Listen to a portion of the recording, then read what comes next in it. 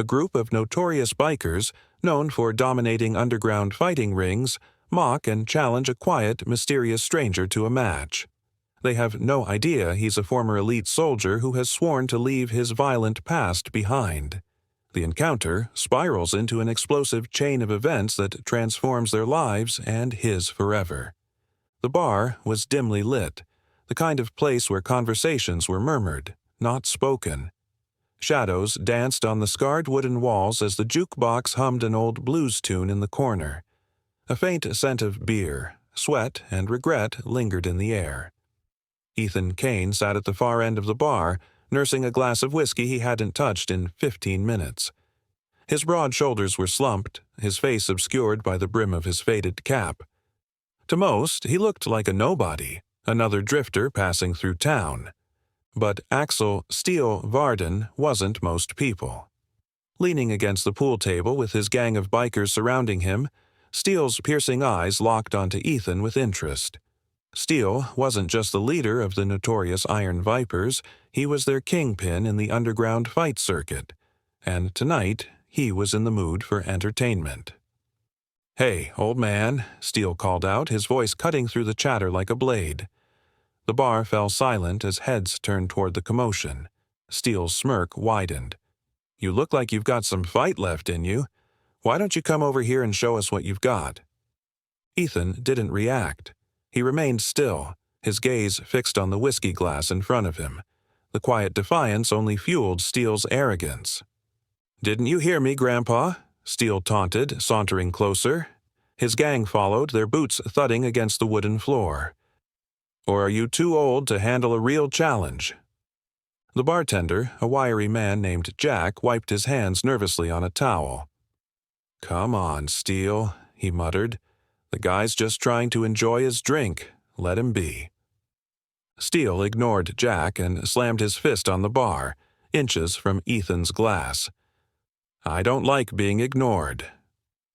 Finally, Ethan raised his head. His steel-gray eyes met Steele's, and for a moment the air seemed to grow heavier. Ethan's voice was calm, deliberate. "I'm not looking for trouble." Steele chuckled, a sound devoid of humor. "Well, trouble just found you. What's your name, old man?" "Ethan." Steele grinned, sensing an opportunity. "Well, Ethan, we've got a ring out back. Why don't you step in and show us what you're made of? Winner takes the pot." "I'm not interested," Ethan said flatly. Steele's grin vanished. The gang behind him shifted uneasily, sensing the tension rising. One of them, a wiry man with a scar running down his cheek, whispered, "Steele, let it go. Guy's not worth it." But Steele wasn't one to back down. "Not interested, huh?" he sneered. "Maybe you're just scared. I get it. Old-timers like you shouldn't be messing with real fighters." The insult hung in the air, and for a moment Ethan considered walking away. But the gang had closed in, forming a semicircle that made retreat impossible without confrontation. Ethan sighed, stood up, and turned to face Steele fully. He was taller than most of the gang, his frame lean but solid, like a coiled spring. His movements were unhurried, almost lazy, but his eyes betrayed a sharpness that made Steele hesitate. "You want to fight?" Ethan said, his voice low and steady. "You're barking up the wrong tree." The gang burst into laughter, Steele the loudest among them. "Look at this guy," Steele roared, "acting all tough. Come on, Ethan, show us what you've got." Before Ethan could respond, Jack stepped in, his voice shaking. "Steele, don't do this. You don't know who you're messing with." Steele turned on Jack with a scowl. "Stay out of this, old man, unless you want to be next." Ethan's jaw tightened, but he kept his composure. He didn't want to fight, but Steele was pushing him closer to the edge. "Let it go," he said quietly. "This won't end well for you." But Steele was already grabbing him by the collar, his smirk returning. "We'll see about that."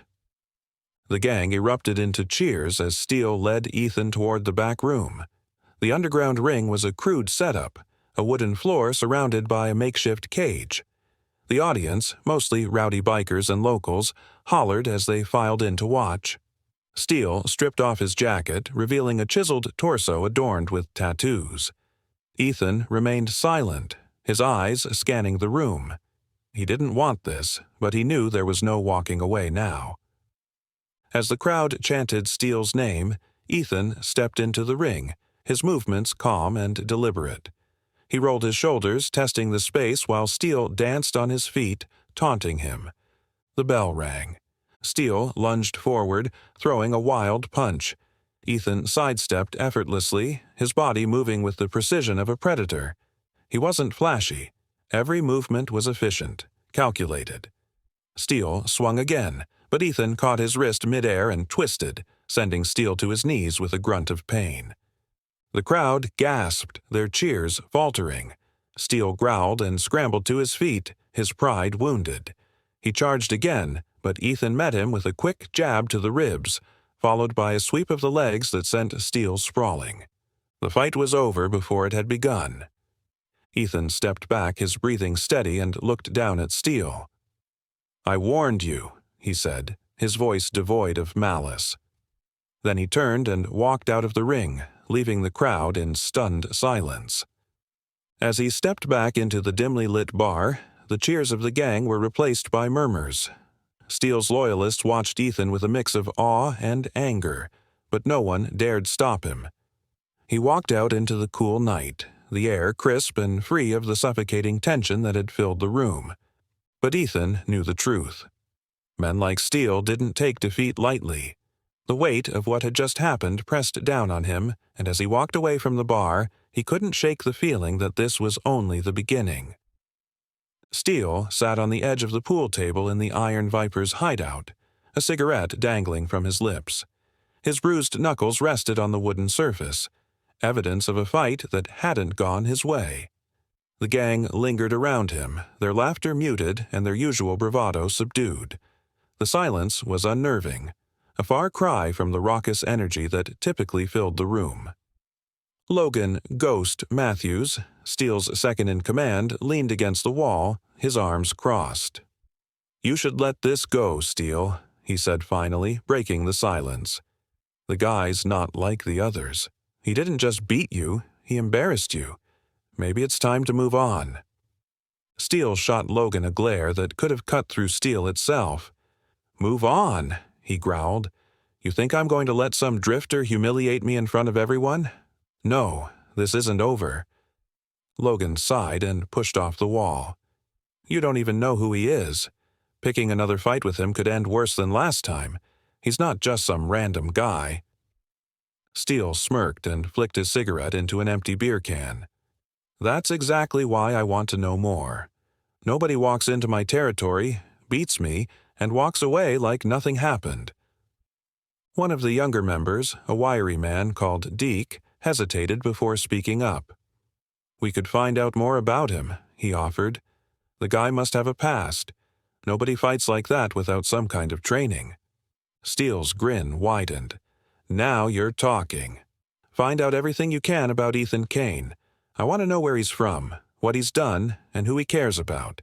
If he wants to keep his secrets, we'll drag them out into the light." Logan frowned, his unease growing. "This isn't just about a fight anymore, is it? You're going to push him too far, Steele, and if he snaps, it's on you." Steele ignored him, already scheming. The room fell back into an uneasy quiet as the gang exchanged glances. Logan's warning lingered in the air, but no one dared to challenge Steele outright. Ethan had always known that trouble had a way of finding him.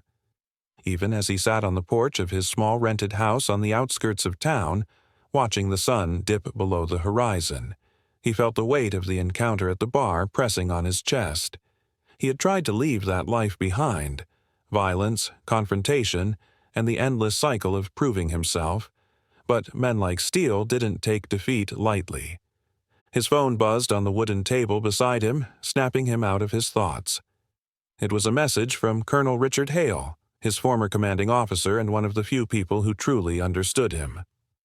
"Call me," the message read. Ethan sighed and picked up the phone, dialing the number. The familiar, gruff voice answered on the second ring. "Kane, you've been quiet." "Trying to keep it that way, Colonel," Ethan replied. "What's going on?" "I've heard whispers," Hale said. "You've been in a fight." "It wasn't my choice," Ethan said, his voice edged with frustration. "They pushed, and I pushed back. It's done." Hale's silence was telling. "It's never done, Kane. Not with men like that. They'll keep coming. You know it as well as I do." Ethan rubbed his temples, the weight of the colonel's words sinking in. "I didn't come here to fight.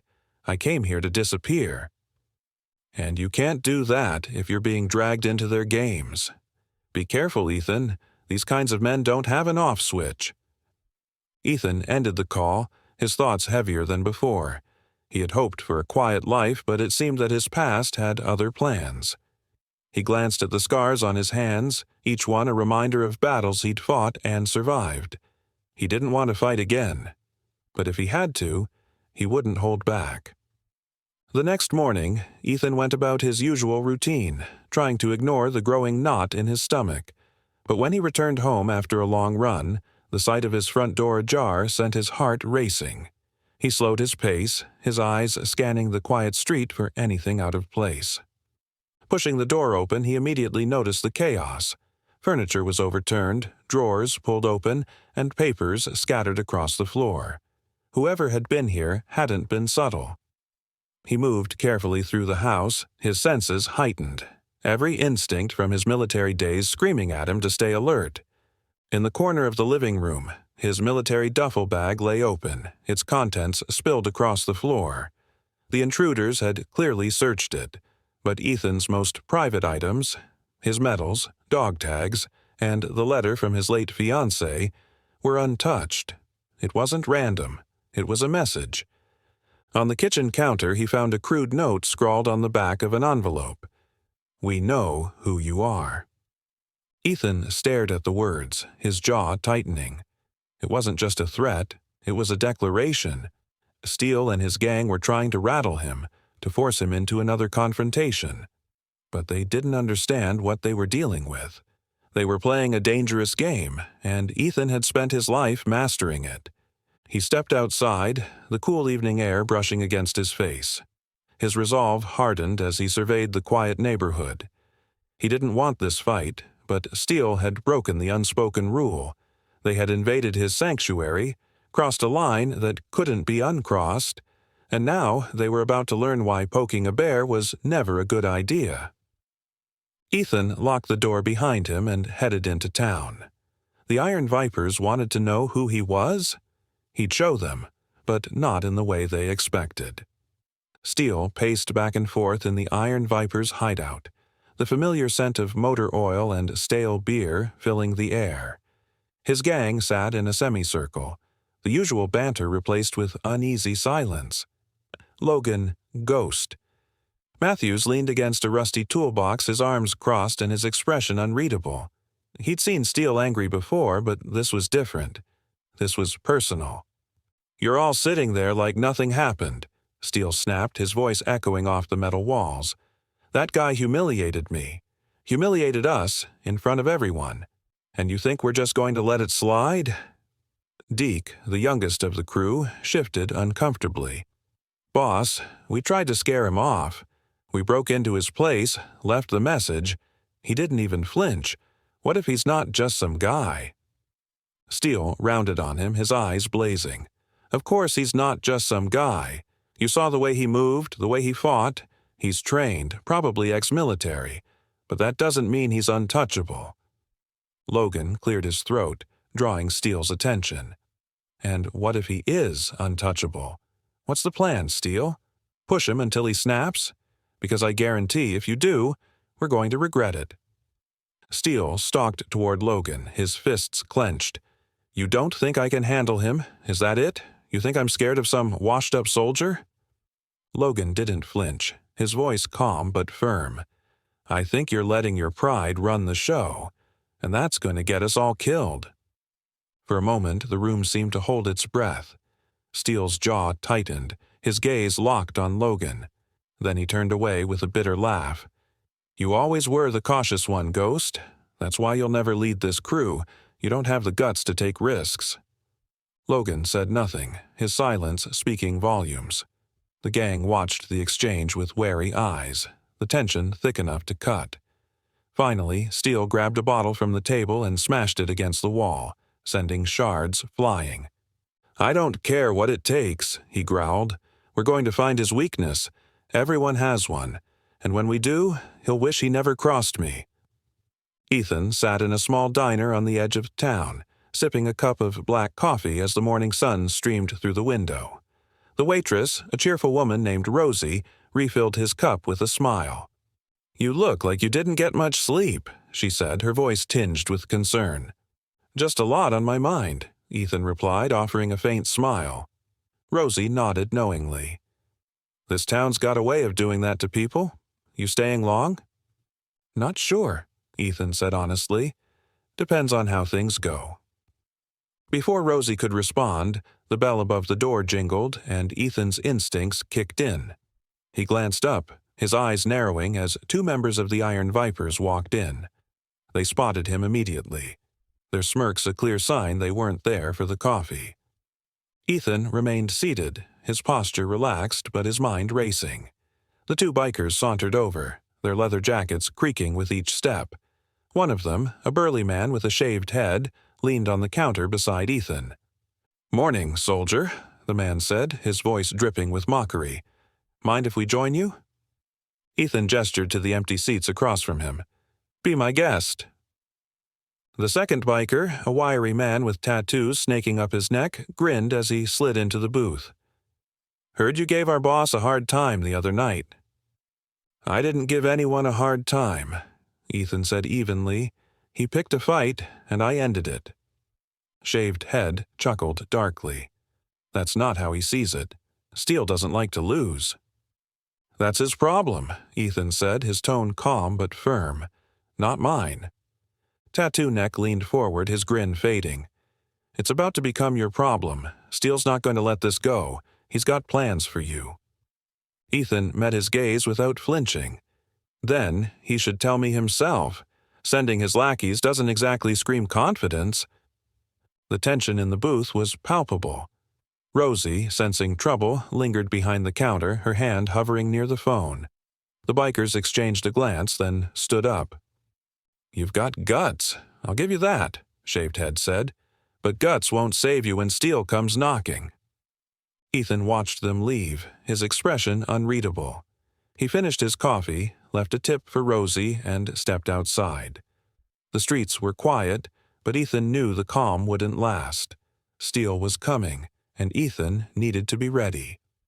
Back at the hideout, Steele leaned over a map spread across the table, his finger tracing the roads leading to Ethan's house. He didn't notice Logan watching him from the shadows, his expression grim. "You're going to his place, aren't you?" Logan said quietly. Steele glanced up, his eyes narrowing. "What of it?" Logan stepped forward, his voice low but firm. "You're making this personal, Steele. That's a mistake. You don't even know what he's capable of." Steele straightened, his fists clenching. "I know enough. He's just a man, Ghost. He can bleed like anyone else." Logan shook his head. "You're not thinking straight. This isn't just about you anymore. You're dragging all of us into your vendetta. And if you're wrong, we're the ones who'll pay the price." Steele slammed his fist on the table, his face inches from Logan's. "If you're too scared to follow orders, you can walk out that door and never come back." Logan held his gaze for a long moment before turning and walking away. Steele watched him go, his chest heaving with anger. He turned back to the map, his mind racing with plans for revenge. Steele didn't care about the risks. He didn't care about the consequences. All he cared about was making Ethan Kane pay. And he would, no matter the cost. Ethan woke before dawn, his body conditioned by years of early starts and rigorous discipline. The faint hum of crickets filled the air as he laced his running shoes and stepped out into the cool morning. The quiet streets of the town were still cloaked in shadows, and for a moment Ethan could almost pretend he was somewhere else. Somewhere simpler. But his mind betrayed him, pulling him back into memories he'd rather forget. Memories of deserts that stretched endlessly under scorching suns, of the sharp crack of gunfire and the acrid smell of smoke, of comrades who never made it home. The weight of those memories was like a ghost, always present no matter how far he ran. He started running, his feet pounding against the pavement in a rhythm that drowned out the echoes of his past. Running had always been his escape, a way to quiet the noise, to keep moving forward even when his mind tried to drag him back. As he rounded a quiet street, Ethan slowed his pace, scanning his surroundings out of habit. The town was waking up, but he couldn't shake the feeling that he was being watched. He dismissed it as paranoia, a relic of his military instincts. But paranoia had kept him alive before. Later that morning, Ethan found himself in the small church on the edge of town. It was an unassuming building with peeling white paint and a modest wooden cross above the entrance. Inside, the air was cool and quiet, the faint scent of old wood and candles lingering in the space. Father Marcus, a wiry man with kind eyes and a calm demeanor, greeted him with a nod. "You've been coming here more often," the priest observed. "Helps me think," Ethan replied, sitting down on one of the pews. The priest joined him. "Thinking can be dangerous for men like you. You carry a lot, Ethan, more than most." Ethan stared at the altar, the flickering candlelight casting dancing shadows. "Some days, it feels like it's too much," he admitted quietly. "Like I'll never leave it behind." Father Marcus nodded. "The past clings to us, but it doesn't have to define you. You've done things you regret. We all have. The question is, what will you do now?" Ethan leaned forward. "I've tried to stay out of trouble, to live quietly, but trouble seems to find me." The priest tilted his head. "Is it trouble, or is it the shadow of who you were? Sometimes we attract what we're avoiding." Ethan glanced at him, the words hitting close to home. "What do you suggest I do?" "Forgiveness," Father Marcus said simply, "of yourself and others. But that's easier said than done." Ethan stood, nodding his thanks. "I'll think about it." As he left, the weight of Father Marcus's words pressed against his chest. Forgiveness sounded simple, but for a man like Ethan, it might as well have been impossible. That evening, Ethan sat on the porch of his house, the setting sun painting the sky in shades of orange and pink. He had spent the day repairing the damage Steele's gang had done to his home, fixing broken locks and rearranging overturned furniture. The physical labor helped keep his mind busy, but now the silence was deafening. His phone buzzed beside him. It was a message from Colonel Richard Hale. "You should talk to someone about what you're carrying. Don't let it eat you alive, Kane." Ethan stared at the screen. He knew the colonel meant well, but talking wouldn't bring back the men he'd lost or erase the things he'd done. It wouldn't undo the scars, visible or otherwise. He put the phone down and leaned back in his chair. Steele was out there planning his next move. Ethan knew it was only a matter of time before they struck again, and when they did, he'd be ready. At the Iron Viper's hideout, Steele stood in front of a whiteboard covered in notes and maps. The gang had been gathering intel on Ethan for days, piecing together fragments of his past. Deke handed Steele a file, his expression nervous. "We got something," Deke said. "He's former military, special forces, black ops." Steele flipped through the file, his eyes narrowing. The details were sparse, much of it redacted, but what was there painted a chilling picture. Ethan Kane wasn't just a soldier, he was a ghost, a man trained to operate in shadows to eliminate threats with precision and efficiency. Steele slammed the file down. "So, he's a killer," he said coldly. "That doesn't scare me. Everyone's got a breaking point." Logan, leaning against the wall, spoke up. "You're playing a dangerous game, Steele. If he's half as good as those files say, you're out of your league." Steele glared at him. "Then maybe it's time we showed him that he's out of his. Get the crew ready. We're paying him another visit." Logan shook his head, his frustration clear. "You're going to push him too far." Steele smirked. "That's the idea." Ethan's nightmares returned that night. Faces of fallen comrades twisted in pain haunted him. He woke in a cold sweat, his breathing shallow. For a moment he sat on the edge of his bed, the memories washing over him. He could still hear their voices, the last words of men who had trusted him. He had failed them, and no amount of running could change that. But as he stood by the window, the cool night air brushing against his face, Ethan made a decision. He couldn't erase his past, but he could control what came next. If Steele wanted a fight, Ethan would give him one, but on his terms. Ethan Kane wasn't just a soldier, he was a survivor, and no one was taking that from him. The Iron Viper's hideout buzzed with anticipation. Steele stood at the center of the room, his commanding presence drawing the gang's full attention.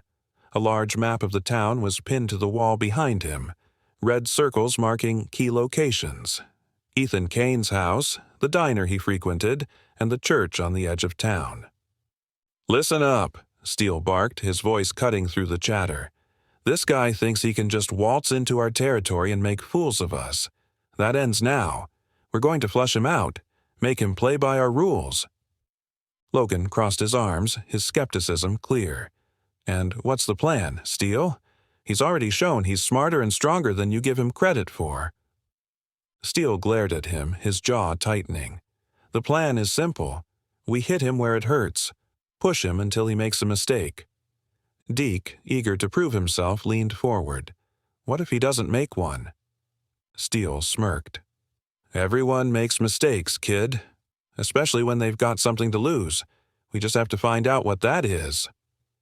The gang murmured in agreement, though Logan remained unconvinced. He knew Steele's pride was driving this vendetta, and he had a sinking feeling it would cost them dearly. Ethan spent the afternoon in town, stocking up on supplies and keeping an eye on his surroundings. The tension in the air was palpable, and he could feel the Iron Vipers closing in, even if they weren't visible. Every glance, every shadow seemed to hold the promise of a confrontation. At the hardware store, he picked up reinforced locks, motion sensors, and a roll of sturdy chain. The cashier, an older man with a friendly smile, raised an eyebrow. "Fixing up your place, huh? You expecting trouble?" "Just being prepared," Ethan replied. The man nodded. "Smart. Better safe than sorry." Ethan left the store and walked back to his truck, the weight of his purchases a reminder of the precautions he now had to take. That evening, Steele put his plan into motion. The Iron Vipers split into small groups, each assigned a specific task. Deke and Mitch were sent to vandalize Ethan's property, focusing on his truck and security measures. Others were tasked with gathering intel on Ethan's routine, watching his movements from a distance. Steele had a different idea. He wanted to provoke Ethan directly, to make him come to them on their terms. He sent two of his most trusted men to deliver a message designed to rattle Ethan. Ethan was in his garage installing motion sensors when he heard the faint crunch of gravel outside. He froze, his instincts kicking in as he reached for the crowbar resting on his workbench. Moving silently, he edged toward the window and peered outside. Two men stood near his truck, their silhouettes illuminated by the faint glow of the street lamp. One of them held a can of spray paint, shaking it as he laughed. The other pulled a knife from his pocket and ran it along the truck's side, the metallic screech grating against Ethan's nerves. Ethan stepped outside, his movements deliberate. "You've got about 3 seconds to leave," he said, his voice calm but firm. The men turned to face him, their smirks fading when they saw the crowbar in his hand. "Or what?" one sneered. "You gonna hit us with that?" Ethan didn't reply. He simply stepped forward, the weight of his presence enough to make them reconsider. The man with the knife cursed under his breath and backed away, pulling his friend with him. "This isn't over," the man called out as they retreated. "Steele's coming for you." Ethan watched them go, his grip on the crowbar tightening. Steele wouldn't stop until one of them was out of the picture. Back at the hideout, Steele listened as his men reported their encounters with Ethan. The vandalism had been minimal, but the message had been delivered. Steele leaned back in his chair, a satisfied grin on his face. "He's on edge," Deke said. You can see it in his eyes. He's ready to snap. Good, Steele replied. That's exactly where we want him. Logan, who had been silent for most of the meeting, finally spoke up. You're underestimating him. A man like that doesn't snap. He plans. He waits. And when the time comes, he strikes. Steele waved him off. You worry too much, Ghost. He's just one man. Logan shook his head. One man who's already beaten you twice. Keep pushing, and you'll see what he's really capable of. Steele's grin faltered for a moment, but his arrogance quickly took over. Let him try. Ethan spent the next few days fortifying his home. The motion sensors were installed, the locks reinforced, and the windows secured. He knew it wasn't a perfect solution, but it would buy him time if the Iron Vipers came knocking. In the meantime, he kept a low profile, avoiding the places he usually frequented. He didn't want to give Steele's men any more ammunition than they already had. But even as he tried to stay one step ahead, he couldn't shake the feeling that Steele was playing a longer game. That feeling was confirmed one evening when he returned home to find a note pinned to his front door. The handwriting was crude, the message simple. Meet us at the old warehouse. Midnight. Come alone. Ethan stared at the note, his mind racing. It was clearly a trap, but ignoring it wasn't an option. Steele wanted a fight, and sooner or later Ethan would have to give him one. He folded the note and slipped it into his pocket, his jaw tightening. If Steele wanted him to play, he would, but he'd be the one setting the rules. At the warehouse, Steele and his gang waited in the shadows, their plan already in motion. Steele leaned against a crate, a smug smile on his face as he imagined how the night would unfold. He won't know what hit him, he said, his voice laced with confidence. Logan stood nearby, his arms crossed. You're playing with fire, Steele. Don't be surprised if you get burned. Steele laughed. Relax, Ghost. This is my game, and I never lose. But as the clock ticked closer to midnight, Logan couldn't shake the feeling that Ethan Kane was about to prove them all wrong. The warehouse was silent, save for the occasional creak of rusted metal in the cool night air. Steele and his crew waited in the shadows, their breaths forming faint clouds in the dimly lit space. The only light came from a flickering bulb overhead, casting eerie shadows that danced across the walls. Steele checked his watch, a grin spreading across his face. Midnight. He'll be here. Logan stood to the side, his arms crossed and his face set in a grim expression. And if he doesn't show... Steele scoffed. He'll come. Men like him can't resist a challenge. They think they're invincible. The gang murmured in agreement, though a few exchanged uneasy glances. They had all heard the stories about Ethan Kane, and none of them wanted to be the one to underestimate him again. Suddenly, the faint sound of footsteps echoed through the vast space, growing louder with each passing second. Steele straightened, his grin widening. Told you, he muttered. Ethan stepped into the light, his movements deliberate and measured. He wore a simple black jacket and jeans, his hands tucked into his pockets. His eyes scanned the room, taking in every detail, every potential threat.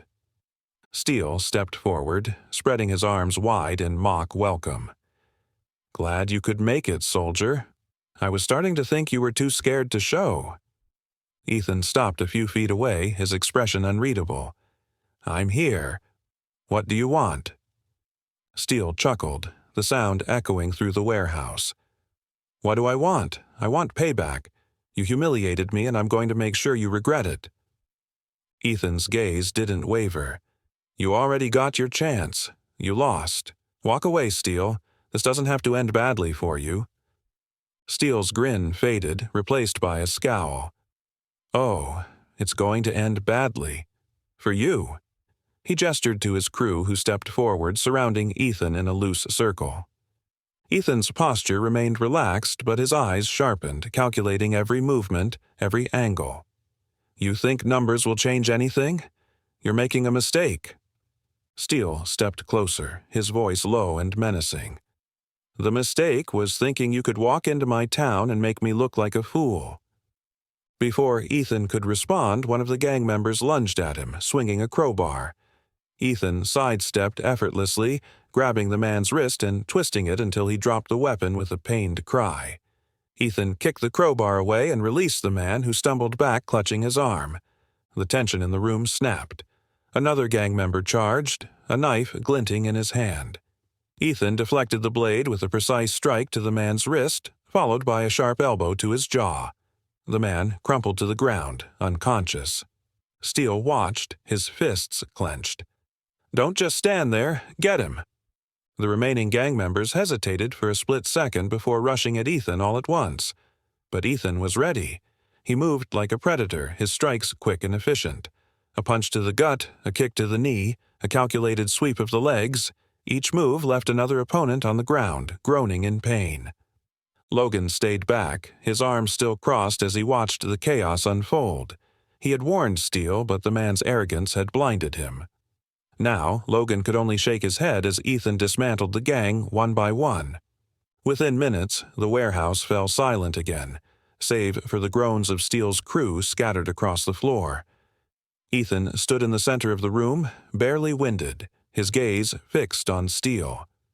Steele's confidence wavered as he looked around, realizing he was the only one left standing. He clenched his fists and stepped forward. "You think you're tough, huh? Let's see how you do against me." Ethan didn't move, his expression calm. "You've already lost, Steele. Don't make it worse." Steele roared and charged at him, swinging wildly.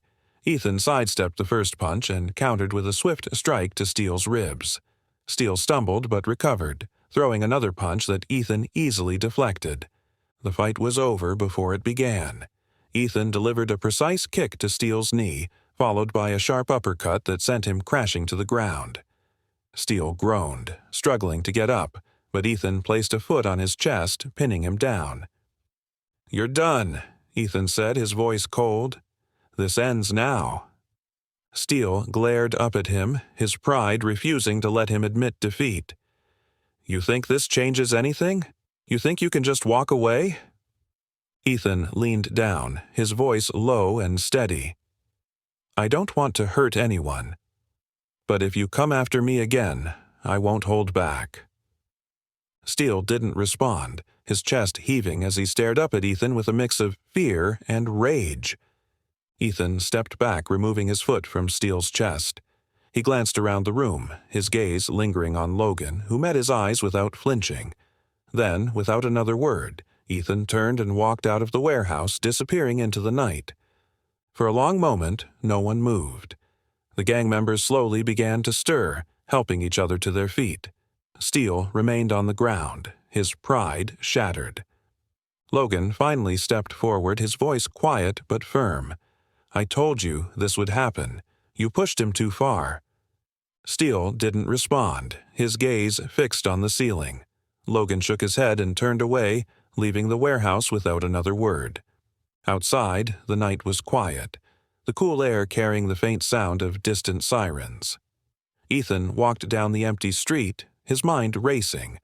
He had won the fight, but he knew it wasn't over. Steele wouldn't give up that easily. And when the time came, Ethan would be ready. The aftermath of the warehouse fight left the Iron Vipers shaken.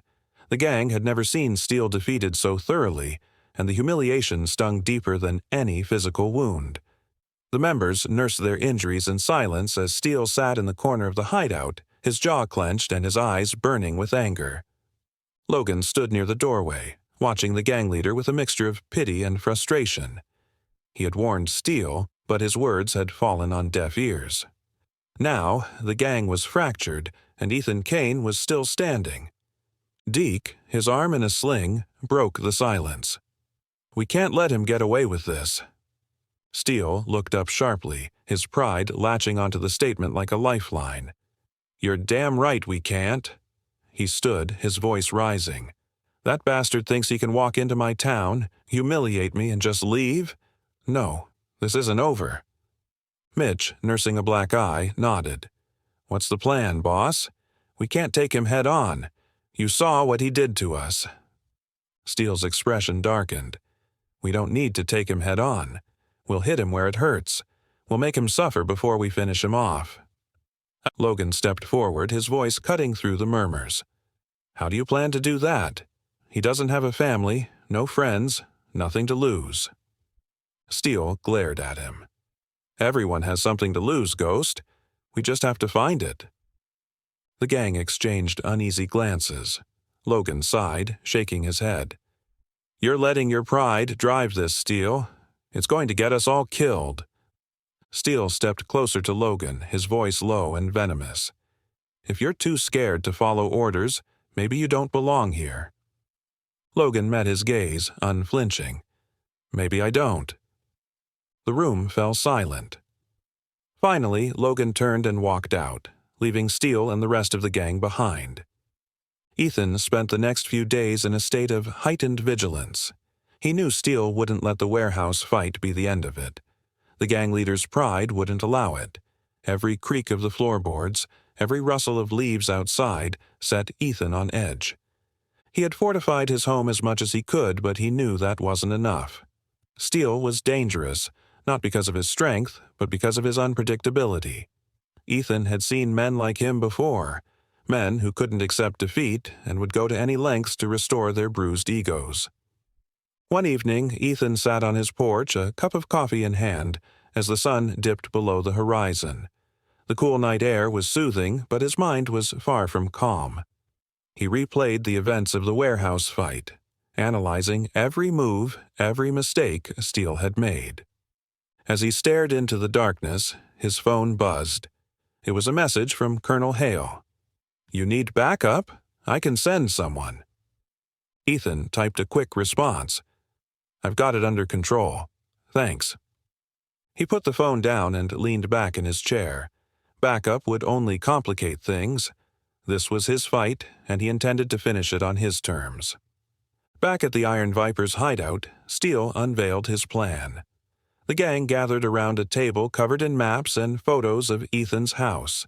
Steele's voice was cold and calculated as he outlined their next move. "We've been going about this all wrong," Steele began. "We've been trying to fight him on his terms, and that's why we've been losing. But now, we fight on ours." Deke frowned. "What do you mean?" Steele jabbed a finger at a photo of Ethan's house. "He's been playing defense, staying in his fortress. We're going to smoke him out. Make him come to us." Mitch's eyes widened. "You mean, burn him out?" Steele smirked. "Not exactly. We're not burning his house down. Just enough to scare him, make him think he has no choice but to leave." The gang exchanged uncertain glances, but no one spoke up. Steele's plan was reckless, but they were too afraid of his wrath to challenge him. Logan, who had returned reluctantly after cooling off, leaned against the wall. "And what happens when he doesn't come out? Or worse, when he does, and he's ready for you?" Steele's smirk faltered before he recovered. "He'll come out. Trust me." Logan shook his head. "You're playing a dangerous game, Steele. If you're wrong, this will blow up in your face." Steele ignored him, turning to the rest of the gang. "Get the supplies. We move tomorrow night." The following evening, Ethan sat in his living room, a book open in his lap, though his attention was far from the words on the page. The stillness of the house felt oppressive, each tick of the clock amplifying his unease. Suddenly, a faint smell of smoke reached his nose. He bolted upright, his instincts screaming danger. Rushing to the window, he saw a flicker of orange light near the edge of his property. Grabbing his crowbar and a flashlight, Ethan stepped outside, the cool night air carrying the acrid scent of burning wood. He followed the glow to find a small pile of debris set ablaze, the flames licking at the dry grass. Ethan quickly extinguished the fire with a nearby bucket of water, his mind racing. This wasn't an accident. It was a message. He scanned the darkness, his flashlight cutting through the shadows, but he saw no sign of anyone. Still, he knew they were watching. Steele was trying to rattle him, to draw him out. Ethan straightened, his jaw tightening. If Steele wanted a fight, he would get one. But it wouldn't be on his terms. At the hideout, Steele paced back and forth, His phone clutched tightly in his hand. Mitch's voice crackled over the line. The fire didn't work. He put it out before it could spread. Steele cursed under his breath, his mind racing. Fine. Let's move to the next phase. He won't stay in that house forever. We'll make sure of it. Logan watched from the corner, his expression unreadable. You keep pushing, Steele. One of these days you're going to push too far. Steele shot him a glare. Noted, ghost. Now, get out of my way. Logan didn't move, his gaze steady. Just remember, when this blows up in your face, you can't say I didn't warn you. Steele ignored him, barking orders to the rest of the gang. The Iron Vipers moved with renewed urgency, their fury fueling their determination. But Logan couldn't shake the feeling that Ethan Kane was already 2 steps ahead of them. Ethan woke before dawn, his internal clock finely tuned from years of military discipline. The previous night's incident still gnawed at his thoughts, the memory of the smoldering debris on his property reinforcing what he already knew. Steele was escalating. As sunlight filtered through the blinds, Ethan began his routine, starting with stretches and exercises to keep his body battle-ready. The day passed quietly, almost too quietly. Ethan ran errands in town, keeping an eye on his surroundings. He could feel the Iron Vipers watching, the subtle stares, the vehicles that lingered a little too long. But patience was Ethan's weapon. He observed, planned, and waited for the perfect moment to strike. At the local diner where Ethan stopped for lunch, the waitress gave him a hesitant smile as she poured his coffee. "You're the guy standing up to those bikers, aren't you?" Ethan glanced up, his face calm. "Just minding my own business." Her lips pressed into a thin line. "Well, they don't like anyone who gets in their way. You watch yourself, okay?" He nodded, offering a brief smile. "I always do." As he left the diner, he noticed a motorcycle parked across the street, its rider leaning against a lamppost, arms crossed, eyes locked on Ethan. It was a warning. Ethan climbed into his truck without a word, but his mind raced. Steele was sending a message. They were always watching. By late afternoon, Ethan decided to take the long route home through the woods. The winding back roads offered fewer chances for ambushes, or so he thought. As he drove, his instincts flared. The forest was too quiet, the air heavy with tension. Scanning the trees, Ethan gripped the wheel tightly, his senses on high alert. Suddenly, tires screeched behind him. A black SUV roared out of a side road, closing the distance fast. Ethan accelerated, his truck kicking up gravel, but another vehicle emerged ahead. A rusted pickup truck blocked the road, its bed filled with gang members wielding crowbars and bats. Ethan cursed, slamming on the brakes. His truck skidded to a halt, boxed in. Steele had planned the ambush perfectly, cutting off any escape route. The gang poured out, circling the truck like wolves closing in on prey.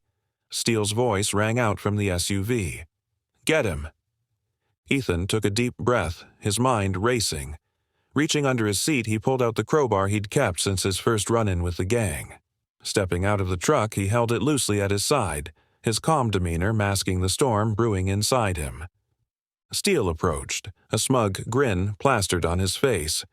"Thought you could outrun us, soldier? Guess again."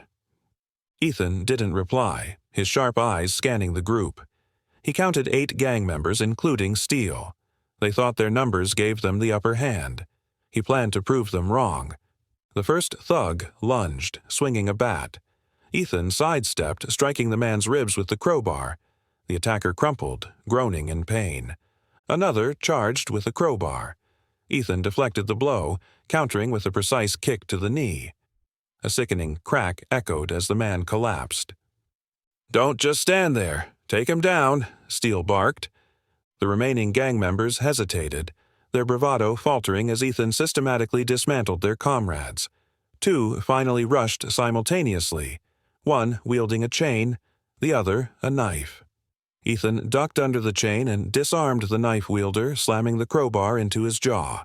The chain wielder tried to entangle Ethan's arm, but Ethan twisted, yanking the weapon free and swinging it wide. The arc forced the others to retreat, fear creeping into their expressions. Steele stepped forward, pulling a gun from his waistband. The sight froze everyone, even his own crew. "Enough of this," he snarled, aiming at Ethan. Ethan stood still, his crowbar in hand, meeting Steele's gaze with calm resolve. "You don't want to do that," he said evenly. Steele smirked. "Don't I? This is where it ends, Kane." Before Steele could fire, movement flickered in the trees. Logan emerged from the shadows, his own weapon drawn, and aimed at Steele. "Put it down, Steele," Logan commanded, his voice cold. Steele whipped around, his fury shifting to shock. "What the hell are you doing, Ghost?" "Saving you from yourself," Logan replied. "This isn't a fight you can win." The clearing went silent. Steele's hand wavered, his grip on the gun loosening as Logan's words sank in. "You're throwing your life away," Logan continued. "Walk away while you still can." For a moment it seemed Steele might listen, but then pride flared in his eyes and he turned back to Ethan, his finger tightening on the trigger. Ethan didn't wait. Lunging forward, he knocked Steele's arm upward as the gun fired into the air. The deafening crack startled everyone, giving Ethan the opening he needed. Twisting Steele's arm, Ethan disarmed him, tossing the weapon into the woods. Steele stumbled back, his confidence shattered. Logan stepped between them, his voice low. "It's over." Ethan straightened, locking eyes with Steele. "He's right. Walk away before someone gets killed." Steele hesitated, his jaw clenched tightly before gesturing to his crew. They scrambled to collect their injured, retreating to their vehicles. Logan lingered a moment, his gaze meeting Ethan's. There was no malice in his eyes, only a flicker of understanding, and perhaps respect. Without a word, Logan turned and followed the gang, leaving Ethan alone in the clearing. Ethan exhaled deeply, his grip on the crowbar relaxing. The ambush had failed, but he knew this wasn't the end. Steele's pride wouldn't let it be. As the sound of engines faded into the distance, Ethan scanned the area one last time before climbing back into his truck. He had won this round, but the war was far from over. The morning after the ambush, Ethan Kane sat at his kitchen table, a steaming mug of black coffee in hand. The house was quiet, but his mind was anything but. He replayed the events from the previous day, every move, every word exchanged, every face in the gang's crew. The question wasn't whether they'd come back, but when, and how he could be ready. Meanwhile, in the town's underbelly, Steele nursed his wounds, both physical and psychological. The gang leader's pride was as battered as his crew, but his frustration wasn't just directed at Ethan. It was also pointed inward. The soldier had outmatched them again, and Steele couldn't shake the feeling that there was more to Ethan Kane than met the eye. "Who is this guy?" Steele growled, pacing back and forth in the Iron Viper's hideout. He slammed a fist onto the table where Logan sat, arms crossed, his expression unreadable. "Maybe you should have thought of that before you tried to take him down," Logan replied coolly. Steele's glare hardened. "Don't start with me, Ghost. I want answers. Where did he come from? Why is he here? And how the hell is he doing this?" One of the gang members, Deke, leaned forward, his arm still in a sling from the warehouse fight.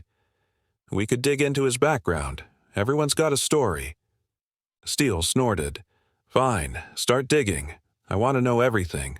Where he's from, who he knows, what he's hiding." Logan, who had remained silent, finally spoke. "Be careful what you wish for, Steele. You might not like what you find." Steele ignored him, turning to Mitch. "Call in favors. Use every contact we have. I want a full profile on Ethan Kane by the end of the week." Back at Ethan's house, the soldier was busy fortifying his position. He reinforced windows, checked locks, and walked the perimeter for any signs of tampering. His movements were methodical, honed by years of training. But even as he worked, he couldn't shake the sense that something bigger was at play. The phone on the kitchen counter buzzed. It was a message from Colonel Hale. "Steele's getting desperate. Be ready for anything." Ethan replied simply, "Always am." He set the phone down and stared out the window at the tree line beyond his yard. The morning sun filtered through the branches, but the beauty of the scene was lost on him. He couldn't afford distractions, not when he knew the Iron Vipers were plotting their next move. Steele's command for answers sent ripples through the gang's network of informants and allies. By evening, the first bits of information began trickling in. Deke spread a stack of papers across the table, each one bearing fragments of Ethan Kane's past. "Looks like he's ex-military," Deke began, scanning the documents. "Army Ranger, honorable discharge, but that's where the trail goes cold." Steele frowned. "What do you mean?" Deke shrugged. "No civilian job records, no permanent address, just a bunch of gaps. It's like he disappeared after leaving the military." Mitch leaned over, his brows furrowed. "Could be Special Forces. Those guys don't leave much of a paper trail." Steele's eyes narrowed. "Special Forces? You're telling me we're going up against some kind of ghost?" "Maybe," Logan said, his voice cutting through the room like a blade. "But if he is, you've already made the worst mistake you could have made, underestimating him." Steele slammed a fist onto the table.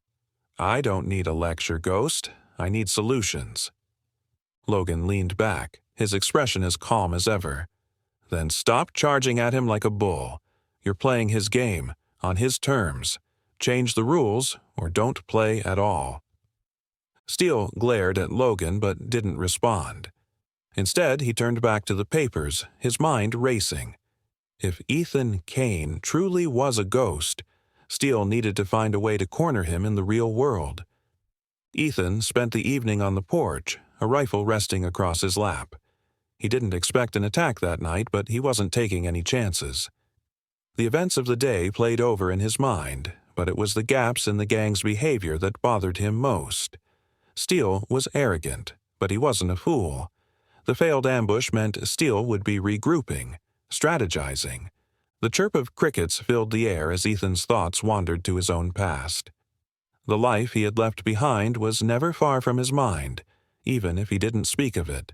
The missions, the losses, the choices he'd made, they were all pieces of a puzzle that he carried with him, unseen by the world.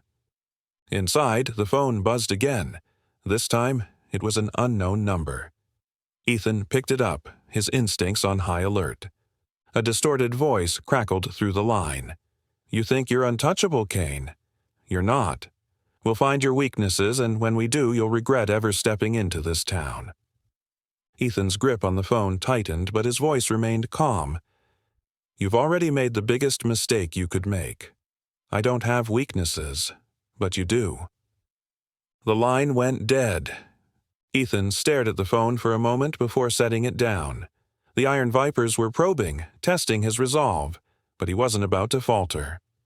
At the hideout, Steele listened to the recording of the phone call, his lips curling into a sneer. "He's cocky. That'll be his downfall." Logan, standing near the door, shook his head. "Cocky? No. He's confident. And there's a difference. You should have listened to me, Steele. You're chasing a storm you can't control." Steele turned, his eyes blazing. "Then why don't you stop him, Ghost? Or are you too afraid?" Logan didn't answer. Instead, he turned and walked out, leaving Steele alone with his frustration. The gang leader's chest heaved as he stared at the papers on the table, his mind churning with plans. Whatever Ethan Kane was hiding, Steele would uncover it, and when he did, he would bring the soldier to his knees. The tension within the Iron Vipers was palpable. Steele's obsession with Ethan Kane had started to fracture the gang's unity, exposing cracks that had long been hidden beneath a veneer of loyalty. Logan, known as Ghost among the Vipers, watched silently as Steele barked orders, his temper flaring with every passing failure. "Deke, what's the status on those surveillance reports?" Steele snapped, pacing back and forth in the hideout's dimly lit room. Deke, his arm still in a sling, shuffled through a stack of papers. "We've got eyes on his house. He hasn't left since yesterday. But there's been no movement from anyone else either. He's locked down tight. Steele slammed his fist onto the table. That's not good enough. I need to know what he's planning. Logan, leaning against the wall, finally spoke, his voice calm but cutting. Maybe he's not the one who needs a plan. Ever think about that? Steele whipped around, his glare locking onto Logan. What's that supposed to mean? It means you're losing control, Logan said evenly.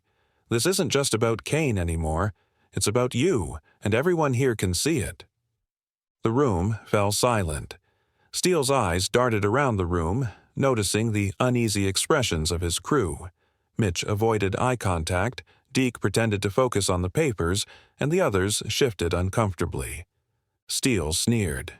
You think you can do better, Ghost? You want to lead this crew? Logan straightened, his cold gaze never wavering. I'm not interested in leading a sinking ship. Steele took a step closer, his voice low and venomous. Then maybe it's time you found another crew. Logan didn't flinch. Maybe it is. The tension in the room was suffocating. Finally, Steele turned away, muttering under his breath. Get out of here, Ghost. You're useless to me. Logan pushed off the wall and strode toward the door without looking back. The sound of the door slamming echoed through the hideout, leaving the rest of the gang in uneasy silence. Outside, Logan lit a cigarette, the flame briefly illuminating his face. Steele's obsession with Ethan was more than just dangerous. It was reckless. And Logan wasn't about to go down with him. As he turned a corner, a shadow moved in the alley ahead. Logan stopped, his hand instinctively reaching for the knife in his jacket. Who's there? A figure stepped into the light, a young woman with sharp eyes and a determined expression. It was Elena, one of the gang's informants. She approached cautiously, glancing over her shoulder. We need to talk, she said, her voice low. Logan frowned. About what? About Steele, Elena replied, and what he's dragging us into. Logan gestured for her to follow him, leading her to a quiet spot behind a closed shop. Talk. Elena hesitated, her gaze flickering around the empty street. I've been hearing things. People are saying the Vipers are done for. Steele's making too many enemies, and this thing with Kane, it's going to blow up in our faces. Logan exhaled a stream of smoke, his jaw tightening. You're not wrong. So, what are you going to do about it? Elena pressed. Logan's eyes narrowed. What do you mean? You've got the respect of the crew, Elena said. If anyone can stop Steele from dragging us down, it's you. Logan shook his head. It's not that simple. Steele's not going to just hand me the reins, and a mutiny doesn't end well for anyone. Then figure something out, Elena said urgently, before he gets us all killed. Logan didn't respond, his mind already racing with possibilities. Elena was right. Something had to be done. Meanwhile, at his house, Ethan Kane was preparing for the inevitable.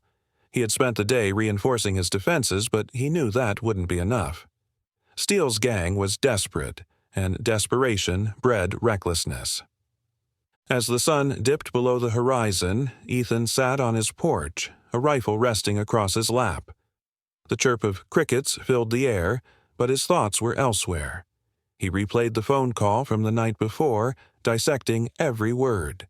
The Vipers were probing for weaknesses, but they wouldn't find any. The sound of a vehicle approaching broke his train of thought. Ethan tensed, his fingers tightening around the rifle. But as the truck came into view, he recognized the driver. It was an old friend, Colonel Hale. Hale stepped out, his expression grim. Figured you could use some backup. Ethan nodded. Didn't think you'd come personally. This isn't just about you, Kane, Hale said, his tone serious. The Vipers are playing with fire, and it's going to spill over if they're not stopped. Ethan gestured for Hale to follow him inside. As they sat at the kitchen table, Hale laid out a map of the town, marking key locations. I've been keeping tabs on them, Hale said. Steele's falling apart, but that makes him more dangerous, not less. And Logan, he's a wild card. He might turn on Steele, or he might turn on you. Be ready." Ethan studied the map, his expression unreadable. "I'm always ready." At the hideout, Steele sat alone, nursing a drink as he stared at the stack of papers on the table. The reports on Ethan Kane painted a picture of a man with a past as dangerous as his present. Steele's lips curled into a sneer. He didn't care who Ethan Kane was. All that mattered was taking him down. But as the night wore on, doubts crept in. Steele wasn't blind to the unease among his crew, or the way Logan had walked out without hesitation. Loyalty was a fragile thing, and Steele could feel his grip on it slipping. Still, he refused to back down. Ethan Kane had humiliated him, and Steele would rather die than let it happen again. "Tomorrow," he muttered to himself. "Tomorrow, we end this."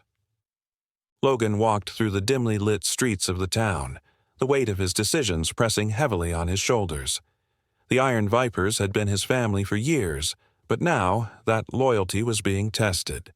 Steele's obsession with Ethan Kane was dragging them all into dangerous territory, and Logan wasn't sure how much longer he could stand by and watch. He stopped at a small bar on the edge of town, its neon sign flickering weakly. Inside, the air was thick with the smell of smoke and stale beer. Logan slid onto a stool at the far end of the bar, away from the few patrons scattered across the room. The bartender, a grizzled man with a perpetual scowl, nodded in Logan's direction. "The usual?" Logan nodded. "Yeah, make it strong." As the bartender poured the drink, Logan's mind wandered. He thought about Elena's warning the night before, her concerns about Steele's recklessness and the danger it posed to the gang. Logan had spent years earning the crew's respect, but stepping up could mean turning against Steele, and that was a line he wasn't sure he was ready to cross. The bartender placed the glass in front of him, and Logan took a long sip, the burn of the alcohol grounding him momentarily. But the clarity was fleeting. His thoughts returned to the storm brewing within the gang. At the Iron Viper's hideout, Steele was holding court, his voice booming as he laid out his latest plan. The remaining gang members sat around the table, their expressions uneasy. "We're hitting him tomorrow night," Steele announced, slamming his fist on the table. "No more waiting, no more watching. We take the fight to Kane, and we end this." Mitch shifted uncomfortably. "Boss, are we sure about this? Kane's not exactly the kind of guy you ambush without consequences." Steele's glare silenced him. "Do you think I don't know that? We've been playing his game for too long. It's time he plays ours." Deke, still nursing injuries, chimed in. "And if it doesn't work, what then?" Steele leaned over the table, his voice low. "It will work, because it has to. If any of you have doubts, you can walk out now. But if you stay, you follow orders. Understood?" The room fell silent. Finally, Mitch nodded, and the others followed, their reluctance masked by forced determination. Meanwhile, Ethan sat on his porch, his rifle across his lap, scanning the tree line. The sun had set, casting the yard in shadows, but Ethan's sharp eyes missed nothing. Steele's desperation was palpable, and it was only a matter of time before the gang made their move. The sound of an approaching vehicle broke the quiet. Ethan stood, his hand tightening on the rifle as the headlights cut through the darkness. When the truck came to a stop, Ethan recognized the familiar figure climbing out, Colonel Hale. "Figured you'd be out here," Hale said, walking up the steps. "Didn't have much choice," Ethan replied. "They're coming. It's just a question of when." Hale nodded, pulling a map from his jacket pocket. "Steele's consolidating his crew, but they're fractured. Logan's keeping his distance, and the others are second-guessing him. It's a crack you can exploit." Ethan studied the map, his mind forming a strategy. Logan's the key. If he turns on Steele, the rest will follow, but getting him to do that won't be easy. "You've faced worse odds," Hale said with a faint smile. Ethan nodded. "That I have." At the bar, Logan was nursing his second drink when Elena slid onto the stool beside him.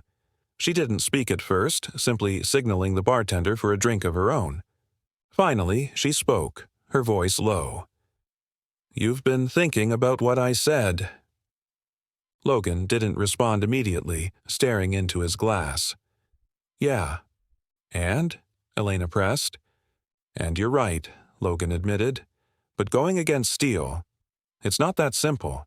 He's not just going to roll over and let someone else take the reins."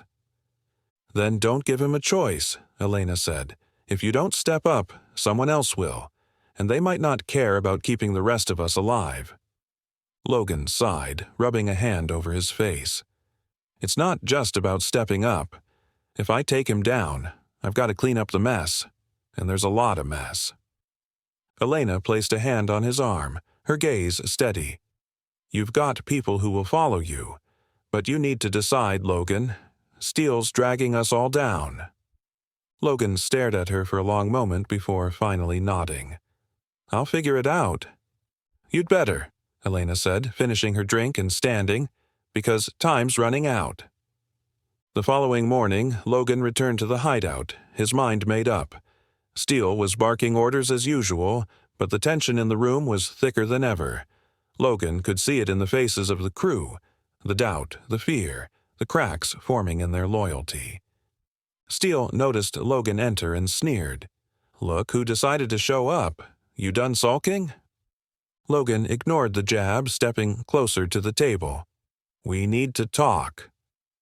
"About what?" Steele asked, his tone mocking. "About you," Logan replied, his voice steady.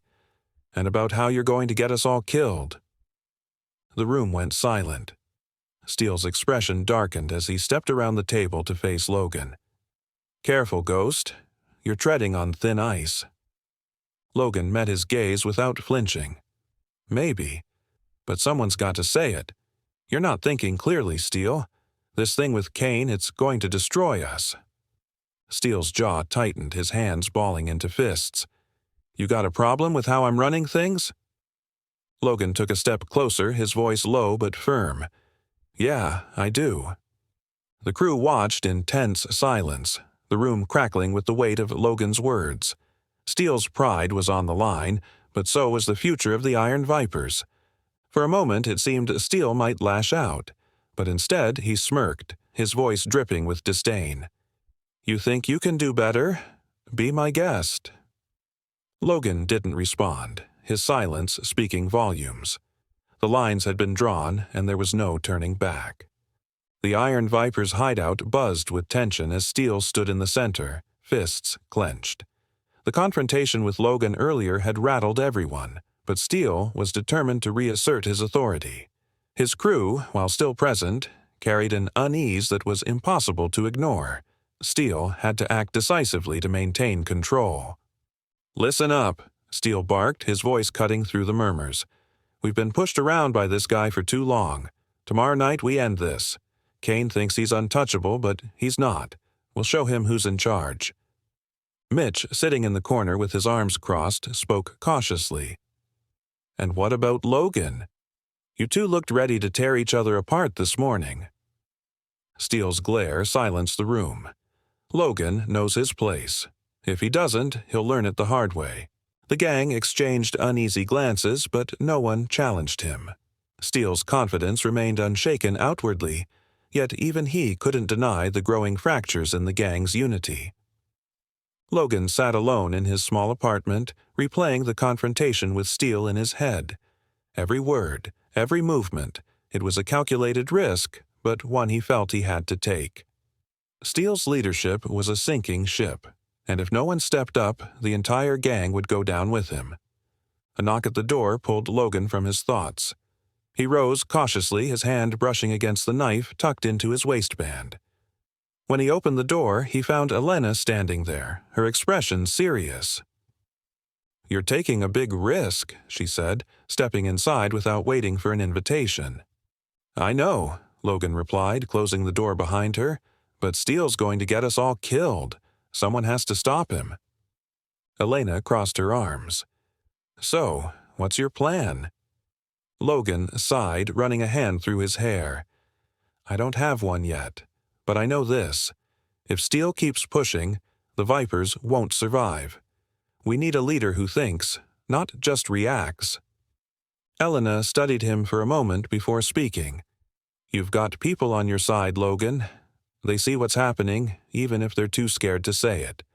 But you need to act, and you need to act soon." Logan nodded, a hard resolve settling into his expression. "I'll figure it out." "You'd better," Elena said, heading for the door, "because time's running out." Ethan spent the day reinforcing his property, methodically checking locks, windows, and every entry point. Steele's desperation made him dangerous, but desperation was also predictable. As the sun dipped below the horizon, Ethan's phone buzzed with a message from Colonel Hale. Logan might be the key. Push him. Ethan replied with a simple, "Understood." The sound of a vehicle pulling into the driveway broke his focus. Ethan tensed, his hand instinctively moving to the rifle propped against the wall. When the truck door opened, he relaxed lightly. Colonel Hale stepped out, his expression grim. "They're moving faster than I thought," Hale said, climbing the porch steps. "How soon?" Ethan asked. "Steele's gathering his crew now. They're not waiting for tomorrow night. They're coming tonight." Ethan's jaw tightened as he processed the information. "That doesn't give us much time." Hale nodded. "If Logan's on the fence, we need to push him over. Otherwise, this is going to get messy." Ethan didn't hesitate. "Let's go." At the hideout, Steele's voice boomed as he laid out the plan. The gang nodded along, but their unease was palpable. Even Steele could sense it, though he refused to acknowledge it. Just as Steele finished speaking, Logan entered the room. The tension thickened as the gang turned to face him. "Good of you to join us," Steele sneered. "Got something to say, Ghost?" Logan stepped forward, his gaze steady. "Yeah, I do. This isn't a plan. It's suicide. You're leading these guys straight into a trap, and you know it." Steele's eyes narrowed as he stepped closer. "You think you've got a better idea?" "I think your ego's clouding your judgment," Logan shot back. "Kane's been ahead of us every step of the way, and you're playing right into his hands." Steele sneered. "You don't like it? There's the door." Logan held his ground. "If you want to throw your life away, fine. But I'm not letting you drag the rest of us down with you." Steele stepped closer, his voice a low growl. "Big talk. Back it up." Logan's voice dropped, steady and firm. "Then let's settle this. Right here. Right now." The challenge electrified the room. Steele's pride was on the line, and everyone knew he wouldn't back down. "Fine," Steele said with a smirk. "Let's see what you've got." The crew quickly cleared a space, forming a loose circle. The two men squared off, their grim expressions promising no mercy. As the tension thickened, the gang watched, knowing this fight could change everything. The night was suffocatingly still as Ethan Kane crouched in the shadows of the tree line, his rifle slung across his back. Beside him, Colonel Hale scanned the clearing ahead through binoculars. The Iron Vipers had moved faster than anticipated, and Ethan and Hale now had no choice but to intercept them. "They're setting up," Hale murmured, passing the binoculars to Ethan. Ethan took them, his sharp gaze narrowing as he observed Steele and his crew unloading weapons from their vehicles. Steele's voice carried faintly, barking orders. Logan stood apart from the group, his posture tense, his expression unreadable. "He doesn't look convinced," Ethan noted, lowering the binoculars. Hale nodded grimly. "Logan's the key. If he flips, this ends a lot cleaner. Otherwise, it's going to get messy fast." Ethan adjusted his rifle strap, his mind working through scenarios. "We won't have long to figure it out. Once they start moving, it'll be chaos." "Then we better hope you're right about him," Hale replied. At the clearing, Steele paced in front of his crew, the fire of conviction in his voice. "This is it. No second chances. No backing down. Kane thinks he's untouchable, but tonight, we prove him wrong." The gang murmured their agreement, though some voices carried hesitation. Logan, positioned at the edge of the group, watched silently. He felt the weight of the decision he had to make pressing heavily on him, every word from Steele pulling him closer to the brink. Steele turned to Logan, his eyes narrowing. "Ghost, you've been quiet all night. Got something to add?" Logan hesitated before stepping forward. "Just this. If we're going in, we need to be ready for anything. Kane's not going to roll over, and if we're not careful, we'll walk into a trap." Steele sneered, his pride stinging. "You scared, Ghost?" Logan's gaze was hard. "No, I'm smart. There's a difference." Steele dismissed him with a wave of his hand, turning his back. "Enough talk. Let's move." As the Vipers began their advance, Ethan and Hale shifted into position.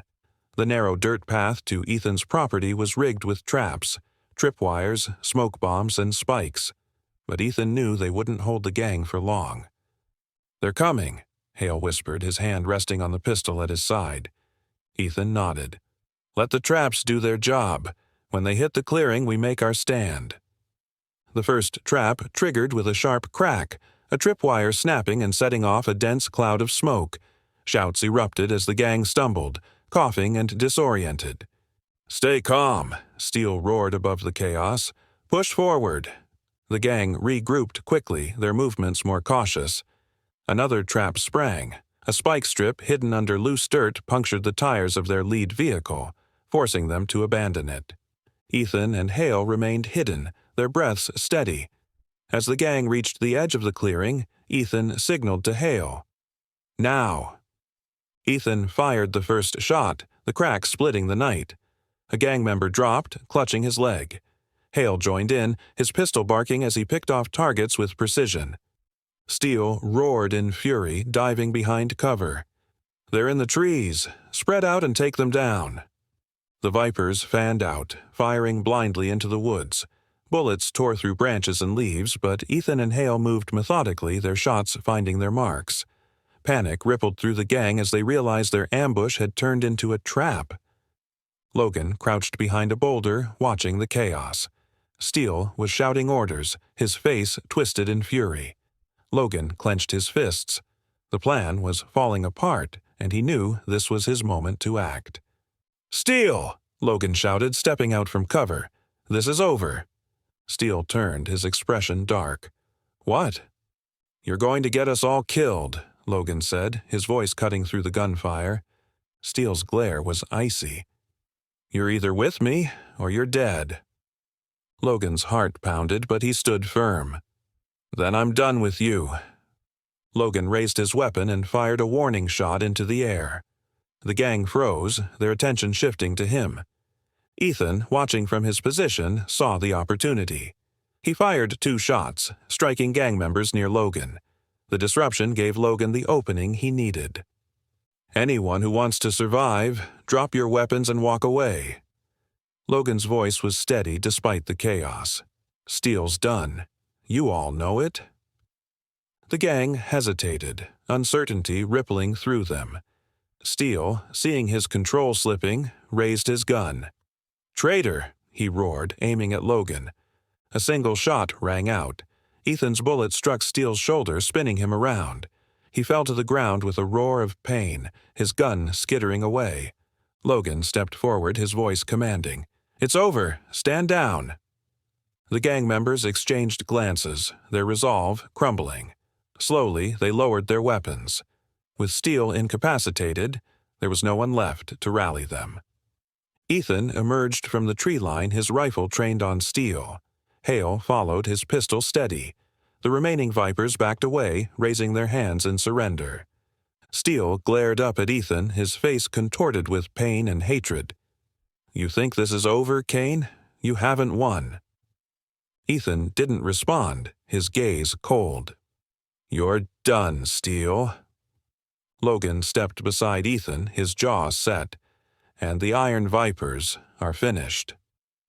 The clearing fell silent, the weight of the moment settling over everyone. Ethan lowered his rifle slightly, though his grip remained firm. The first part of the fight was over, but Ethan knew the battle wasn't yet finished. The air in the clearing was heavy, every sound amplified in the tense silence that followed the surrender of the Iron Vipers. The gang members, disarmed and disheartened, stood in loose clusters under the cold gaze of Ethan Kane and Colonel Hale. Logan's words still hung in the air, a declaration that the Iron Vipers were finished. Ethan stepped closer to Steele, who lay on the ground clutching his wounded shoulder. Steele glared up at him, defiant despite his injury. "You think you've won, Kane. This isn't over." Ethan's expression was unreadable as he knelt beside Steele. "It is over. The Iron Vipers are done. Your crew's abandoned you and you've got nowhere left to run." Steele spat on the ground. "You don't know what you're messing with. I've got allies, people who'll make sure you regret this." Ethan shook his head. "Your threats don't mean anything anymore. You've lost." He turned to Logan, who stood nearby, his weapon lowered but still in his hands. "What about you? Are you going to make this easy, or do we have to do this the hard way?" Logan stepped forward, his gaze steady. "I told you, I'm done with Steele. I'm not here to fight you, Kane. I just want this madness to end." Ethan studied Logan for a moment before nodding. "Good. Then you'll help us clean up this mess." Logan didn't respond immediately, but finally he nodded. "Yeah, I'll help." Hale moved among the surrendered gang members, gathering weapons and checking for concealed firearms. The process was slow, and the tension remained palpable. Some of the Vipers muttered among themselves, their anger and frustration bubbling just below the surface. "You think they're going to stay down?" Hale asked Ethan as he returned to his side. "They'll stay down as long as we keep Steele out of the picture," Ethan replied, "but that doesn't mean they're not dangerous." Steele, still on the ground, growled, "You're making a mistake, Kane. You should have killed me when you had the chance." Ethan's eyes hardened. "Maybe I will, but not yet." As the hours stretched on, the gang members were tied up and secured, their weapons collected in a pile near the edge of the clearing. Logan worked alongside Hale, his movements efficient but tense. He knew the remaining Vipers were watching him, their eyes filled with a mix of betrayal and confusion. "You think they'll come after you?" Hale asked quietly as they tied up one of the more vocal gang members. Logan shrugged. "Doesn't matter. I've made my choice." Hale nodded, his respect for Logan growing. "You did the right thing. It's not easy to walk away from something like this." Logan didn't respond, his focus on the task at hand. But inwardly, he felt a sense of relief. For the first time in years, he wasn't weighed down by the expectations of the gang. As dawn began to break, the atmosphere in the clearing shifted. The faint light revealed the aftermath of the confrontation. Scattered weapons, torn ground, and the defeated figures of the Iron Vipers. Ethan stood near the center, his rifle resting against his shoulder. "Now what?" Logan asked, stepping up beside him. Ethan glanced at him. "Now, we make sure this doesn't happen again. Steele goes to the authorities, and the rest of you figure out how to live without him." Logan nodded slowly. "And if they don't?" "Then they'll deal with me," Ethan said simply. Logan smirked faintly. "Fair enough." Steele was loaded into the back of Hale's truck, his hands bound. He didn't speak as Hale climbed into the driver's seat, but his glare spoke volumes. As the truck rumbled to life, Ethan turned to Logan. "You've got a lot to answer for," Ethan said, "but for now, I'll give you a chance to prove you're not like him." Logan held his gaze. "I won't waste it." Ethan nodded, then glanced at the remaining Vipers. "As for the rest of you, take this as your one and only warning. If I see any of you again, it won't end with a warning shot." The gang members avoided his gaze, their fear evident. Slowly, they began to disperse, some helping the injured, others retreating into the woods. Logan watched them go, a mix of emotions churning within him. He had turned his back on the only family he had known, but for the first time, he felt a glimmer of hope for something better. Ethan turned to Hale as the truck's engine faded into the distance. "You think this is the last we'll see of them?" Hale shrugged. "Depends. If Logan's serious, they'll stay scattered. If not, They might regroup under someone else. Ethan sighed. Either way, it's not our problem for now. Hale gave a small smile. You've got enough problems to deal with, Kane. Ethan smirked faintly. Don't I know it? As the sun climbed higher, the clearing began to empty. Hale drove off with Steele, the remaining vipers disappeared into the wilderness, and Ethan was left standing alone at the edge of his property. Logan lingered for a moment before stepping forward. What now? Logan asked. Ethan looked at him, his expression unreadable. Now, you decide who you're going to be. You've got a chance to walk away and start over. Don't waste it. Logan nodded, the weight of Ethan's words sinking in. I won't. With that, Logan turned and walked away, his silhouette fading into the trees. Ethan watched him go before heading back to his house, his rifle still in hand. The battle was over, but the scars it left behind would linger for a long time. The sun climbed higher over the small clearing, revealing the aftermath of the chaotic battle. Scattered weapons and spent shells littered the ground, reminders of the fight that had left the Iron Vipers fractured and defeated. Ethan Kane stood near the edge of the clearing, his rifle propped against his shoulder, watching as the last traces of the gang disappeared into the trees. Colonel Hale returned from the truck, dusting off his hands. Steele's secure. I'll make sure he gets where he needs to go. What about the rest of them? They won't regroup, at least not under Steele's name, Ethan replied, his tone firm. But they're not harmless. People like that don't change overnight. Hale gave a faint nod. You've bought the town some peace, at least for now. That's more than most would have done. Ethan didn't respond. His eyes were fixed on the horizon where Logan had disappeared moments earlier. The former lieutenant of the Vipers was an enigma. He had made the right choice in the end, but Ethan wasn't naive enough to think Logan's struggle was over. What about Logan? Hale asked, following Ethan's gaze. He's got his own demons to fight, Ethan said simply. I just hope he's strong enough to win. Logan walked down a dirt path that cut through the dense forest, the weight of his decisions pressing down on him with every step. He had spent years tied to the Iron Vipers, rising through their ranks and earning their respect. Turning his back on them had been necessary, but the emptiness it left behind was undeniable.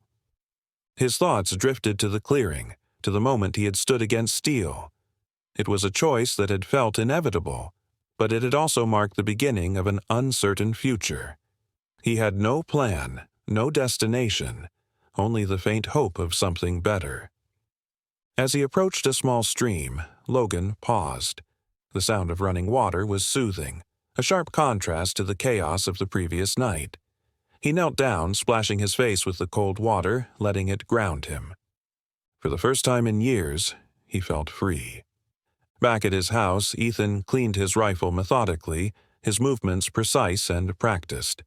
The familiarity of the task was comforting, a ritual that allowed him to process the events of the last 24 hours. The Iron Vipers were no longer a threat to him, but their presence had left a mark, a reminder that peace was always temporary. The knock at the door pulled him from his thoughts. Ethan placed the rifle aside and opened the door to find Elena standing there, her expression serious but relieved. I heard what happened, she said, stepping inside. The Vipers are gone? For now, Ethan replied. Steele's been taken into custody. The rest of them scattered. Elena nodded, her shoulders relaxing slightly. That's a win, right? Ethan gave a faint smile. It's a start. They sat in silence for a moment, the weight of the situation settling over them. Finally, Elena spoke. What about Logan? I heard he stood up to Steele. He did, Ethan said, and he walked away. He's got a chance to start over if he's smart enough to take it. You think he will? Ethan shrugged. That's up to him. The town slowly returned to normal in the days that followed. The Iron Viper's absence was a relief to many, though whispers of the gang's influence still lingered. People spoke in hushed tones about the events that had unfolded, about the man who had taken a stand against them. Ethan avoided the town center, content to remain on the outskirts where he could keep an eye on things without drawing attention. He had never sought recognition for his actions, and he wasn't about to start now. One evening, as the sun dipped below the horizon, Ethan stood on his porch, a cup of coffee in hand. The world felt quieter now, the tension that had hung over the town for months finally easing. But Ethan knew better than to let his guard down completely. The sound of footsteps approaching caught his attention. He turned to see Logan emerging from the tree line, his hands raised in a gesture of peace. "Didn't think I'd see you again," Ethan said, setting his cup down. Logan stopped a few feet away, his expression unreadable. "Didn't think I'd come back, but here I am." Ethan studied him for a moment before nodding. "What do you want?" "I don't know yet," Logan admitted, "but I figure if anyone can point me in the right direction, it's you." Ethan leaned against the porch railing, considering Logan's words. "You walked away from the Vipers. That's the first step. But if you're looking for redemption, you've got a long road ahead." Logan nodded. "I'm ready for it." Ethan gestured for him to sit. "Then we'll figure it out." As the days turned into weeks, the town began to rebuild. The fear that the Iron Vipers had instilled started to fade, replaced by a cautious optimism. Ethan continued his quiet vigilance, keeping a close eye on the edges of the town while helping Logan find his footing. Logan worked hard, taking on odd jobs and proving himself to the townsfolk. It wasn't easy. Trust was hard-earned and easily broken, but he was determined to prove that he wasn't the man he used to be. Ethan watched his progress with a mix of pride and caution. He saw the potential in Logan, the glimmers of a man who could make a difference. But he also knew the temptations that could pull him back into his old life. One evening, as they sat on the porch watching the sunset, Logan broke the silence. "You think it's possible to really start over?" Ethan glanced at him. "I think it's possible to try, and sometimes that's enough." Logan nodded, the weight of the words settling over him. For the first time in a long time, he felt hope, fragile but real. Ethan raised his coffee cup in a silent toast. The battle might have been over, but the fight for redemption was just beginning. Ethan Kane sat on his porch as the cool evening breeze swept through the valley, carrying with it the scent of pine and damp earth. The quiet was welcome, a stark contrast to the chaos of recent weeks. He stared out at the tree line, his mind turning over the events that had unfolded and the unlikely bond he was beginning to forge with Logan. Logan was inside the house, finishing the last of the dishes from dinner. He had insisted on helping out more, a small but meaningful way to show Ethan he was serious about turning his life around. Ethan had to admit, Logan's efforts were sincere, though he still kept a wary eye on him. The screen door creaked open and Logan stepped out, drying his hands on a towel. "Dishes are done. Not bad for a guy who used to think scrubbing blood off his boots was cleaning." Ethan smirked faintly, but his expression softened. "You're doing all right, Logan." Logan leaned against the porch railing, letting out a sigh. "Some days, I don't even recognize myself. It's strange, trying to figure out who I am without the Vipers." Ethan nodded, his gaze steady. "That's the hard part, but it's also the part that matters. It's where you start deciding what kind of man you want to be." Logan let the words sink in, the weight of them heavier than he expected. He glanced at the tree line, the silhouettes of the trees etched against the fading light. "You ever think about the past? About the people you left behind?" Ethan considered the question before answering. "Sometimes. But I remind myself that the past is only a place you visit when you forget where you're going. It's not somewhere you stay." The next morning, Ethan decided to take Logan into town. It was a test of sorts, an opportunity for Logan to face the people who had lived under the shadow of the Iron Vipers for so long. They walked down the main street, the quiet hum of daily life filling the air. Shopkeepers swept their stoops, children ran past with laughter, and the scent of freshly baked bread wafted from the bakery. As they passed by, people noticed Logan. Their whispers were quiet but unmistakable. Logan kept his head up, his hands stuffed into his pockets. He felt the weight of their eyes, their mistrust, but he didn't falter. Ethan led him to the hardware store, where an older man named Walter was stocking shelves. Walter glanced up, his brows furrowing when he saw Logan. "What's he doing here?" Walter asked, his tone sharp. "He's here to help," Ethan said firmly. "Logan's trying to start over." Walter snorted. "People like him don't change." Logan stepped forward, his voice steady. "You're right to feel that way. I've done a lot of things I'm not proud of, but I'm not that man anymore. I don't expect you to believe me right away, but I'm here to prove it." Walter eyed him for a long moment before grunting. "We'll see." Ethan placed a hand on Logan's shoulder as they left. "That could have gone worse." Logan shrugged. "Can't say I blame him. He doesn't know me. Not yet." The days stretched into weeks, and Logan threw himself into work. He helped Walter repair fences, carried heavy supplies for the general store, and even cleaned up the town square.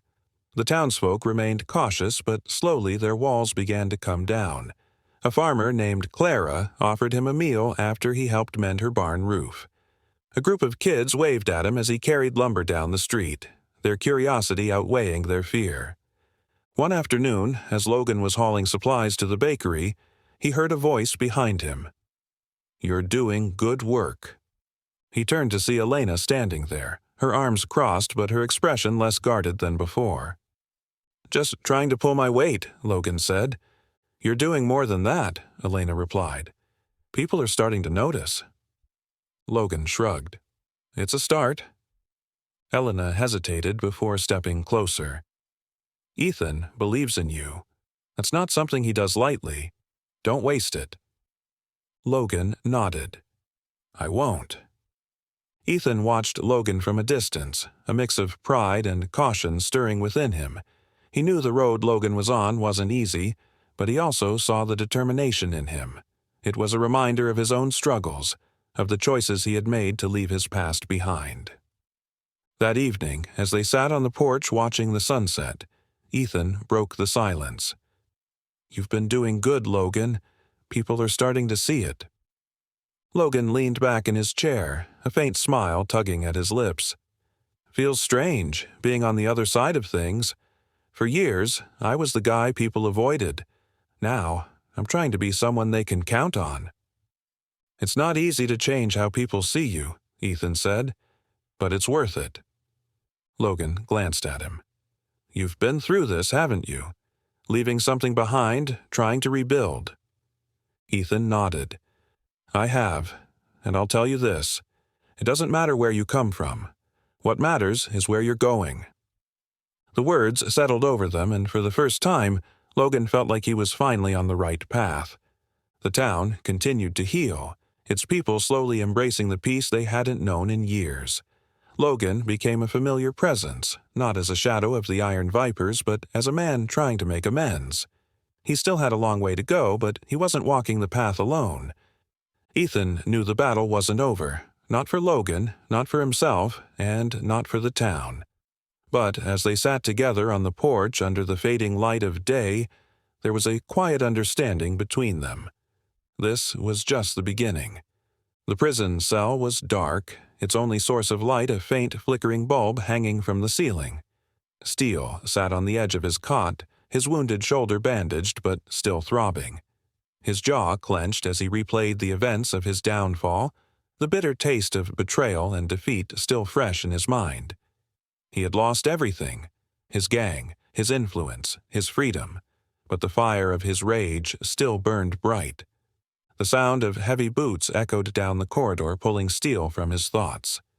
He looked up as the cell door creaked open, revealing a man in a sharp suit and dark sunglasses. The man stepped inside, his presence commanding. "Mr. Steele," the man said, his voice smooth and controlled. "My name is Carter. I represent an organization that finds your particular set of skills valuable." Steele narrowed his eyes. "What kind of organization?" Carter smirked. The kind that can get you out of here, the kind that doesn't care about your past as long as you're willing to do what's necessary. Steele leaned forward, his interest piqued. And what's the catch? No catch, Carter said, his tone casual. Just an opportunity to rebuild, to reclaim what you've lost. Of course, it comes with conditions. Steele's eyes gleamed with a dangerous intensity. I'm listening. Months passed, and the town had begun to settle into a new rhythm. Logan had become a familiar face among the townsfolk, his hard work and quiet determination earning their trust little by little. Ethan had watched the transformation with cautious optimism, though he never fully let his guard down. One crisp morning, as Ethan and Logan were working on repairs to the fence surrounding Ethan's property, a truck pulled up to the edge of the yard.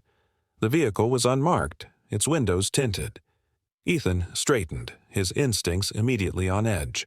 The driver's door opened and Carter stepped out, his suit immaculate despite the dusty road. Logan froze, his grip tightening on the hammer in his hand. "Who's this?" Logan muttered. Ethan didn't answer, his eyes fixed on Carter.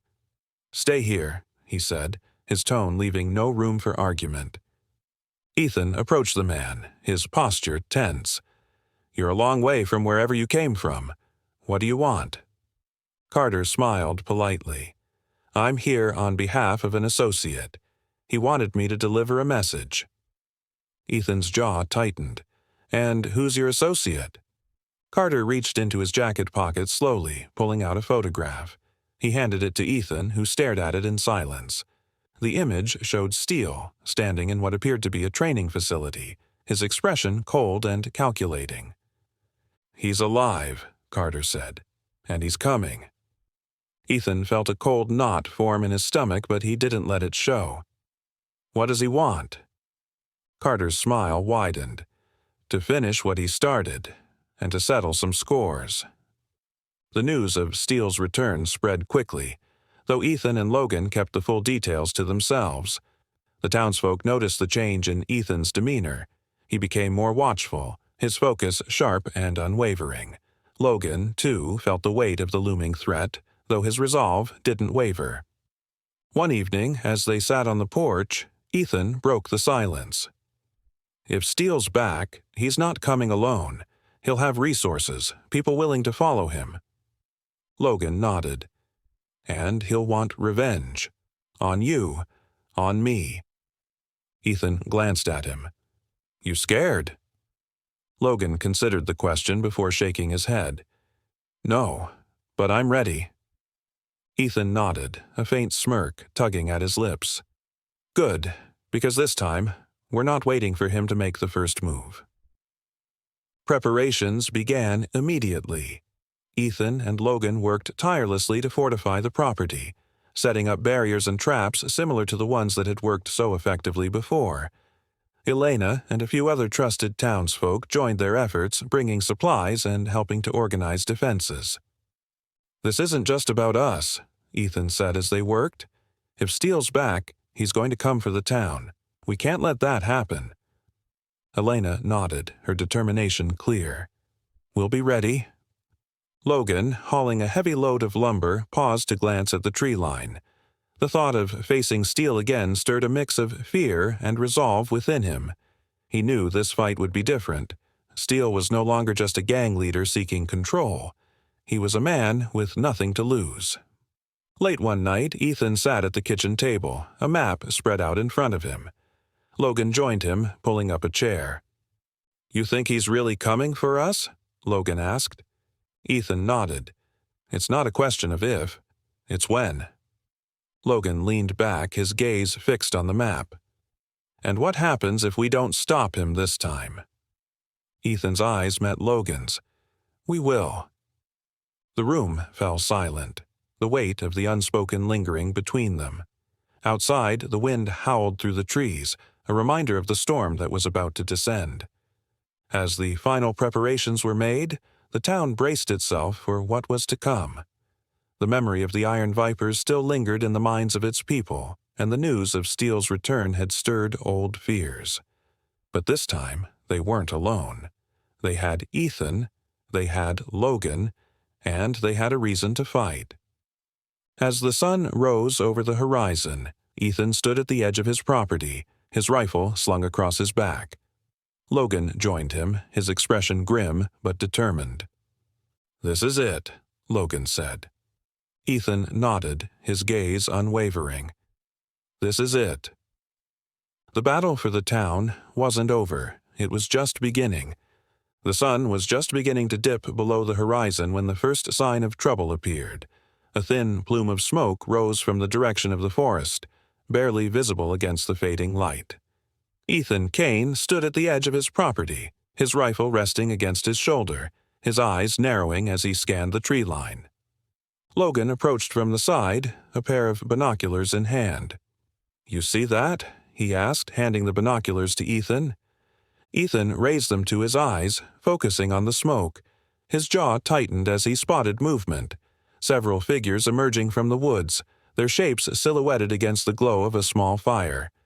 "They're here," Ethan said, his voice calm but firm. Logan's grip tightened on the shotgun slung across his back. "How many?" "Can't tell yet, but it's more than just steel," Ethan replied, lowering the binoculars. "We need to get ready." The property was a hive of activity as the final preparations were made. Logan and Ethan worked quickly to fortify weak points in the defenses, while Elena and a few other trusted townsfolk helped distribute weapons and supplies. "Elena," Ethan said as he secured a barricade, "make sure everyone knows where to fall back if things go south. We can't afford chaos." Elena nodded, her expression serious. "Got it." She turned to the group behind her, relaying instructions with a calm authority that kept everyone focused. Logan approached, his brow furrowed. "They're not going to wait long. Steele's not the type to sit back and plan. He's going to come at us hard." Ethan nodded. "That's why we're going to make them come to us. They'll expect us to panic, but we're going to hold our ground." As the first stars began to appear in the sky, the sound of engines rumbled in the distance. Logan stood on the porch, his shotgun in hand, scanning the darkness for movement. The rumble grew louder, accompanied by the faint sound of voices shouting over the noise. Ethan stepped up beside him, his rifle raised. "They're making their move." Now, the headlights of several vehicles pierced through the tree line, illuminating the open field that stretched toward the house. Steele's voice rang out, amplified by a loudspeaker mounted on one of the trucks. "Kane," he shouted, "come out and face me or we'll tear this place apart." Ethan didn't respond. He motioned for Logan to stay low as he scanned the approaching vehicles. Steele's forces were spread out, a mix of heavily armed men and smaller groups carrying equipment. They were well organized, their movement suggesting a level of planning that surprised Ethan. "They've got more firepower than I expected," Logan muttered, his grip tightening on his weapon. Ethan nodded. "But they don't know the land like we do. That's our advantage." The first shot came from one of the advancing groups, a warning round that struck the dirt a few feet from the house. Ethan didn't flinch. He raised his rifle, taking aim at one of the headlights. The shot shattered the light, plunging part of the field into darkness. The response was immediate. Gunfire erupted from the tree line, bullets tearing through the air and striking the barricades. The townsfolk returned fire from their positions, their shots controlled and deliberate. Logan crouched behind a barrier, his heart pounding as he fired at the advancing forces. "They're pushing up the left side," he shouted to Ethan. "I see them," Ethan replied, shifting his position. He fired a series of shots, forcing the attackers to retreat to cover.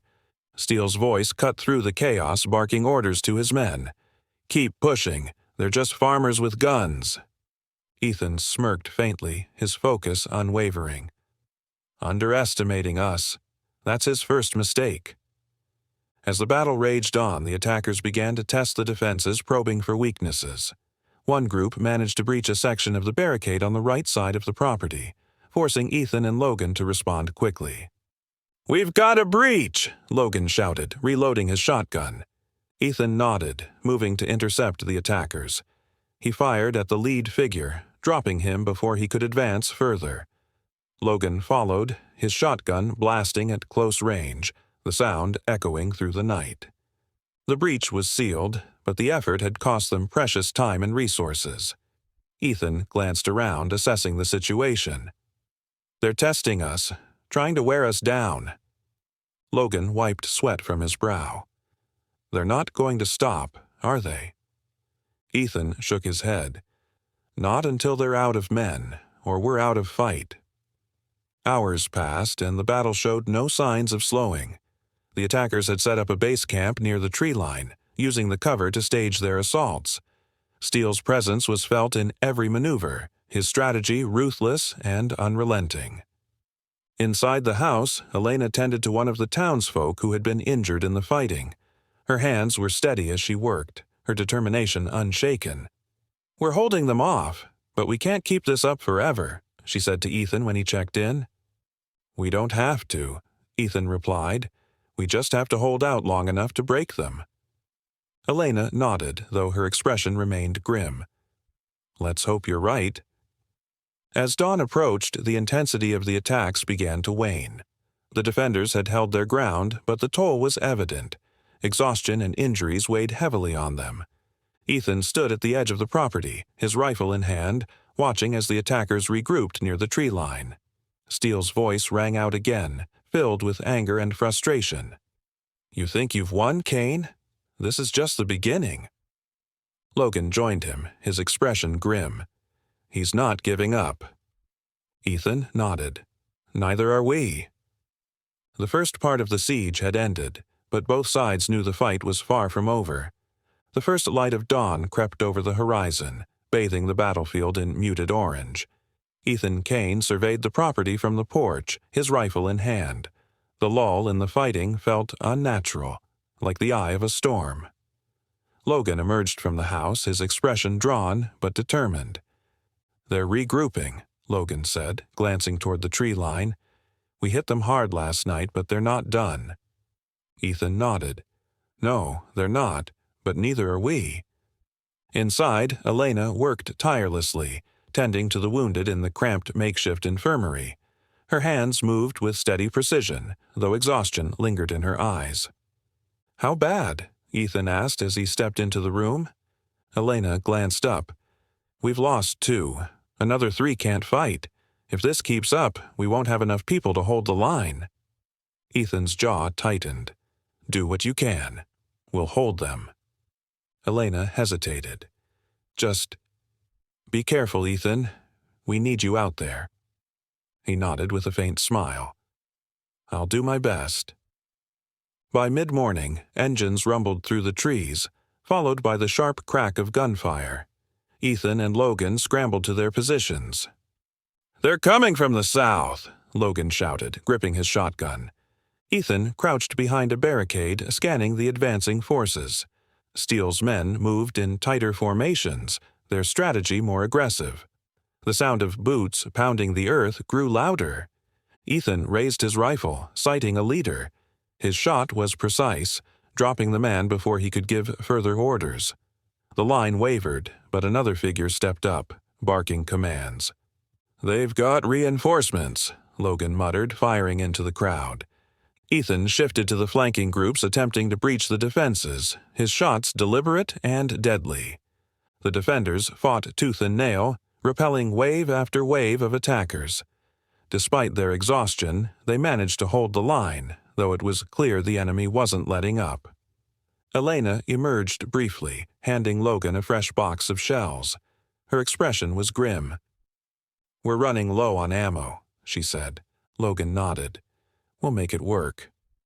Ethan glanced at her. "Get back inside. If they break through, we'll need you alive." Elena hesitated, then retreated to the house. As noon approached, Steele's voice echoed across the field, barking orders. Ethan spotted him near the tree line, flanked by armed men. His wounded shoulder was bandaged, but his posture was defiant. "He's out there," Ethan said, motioning to Logan. Logan followed his line of sight, his jaw tightening. "He's not hiding anymore." Ethan nodded. "He's getting desperate. If we take him out, the rest might fall apart."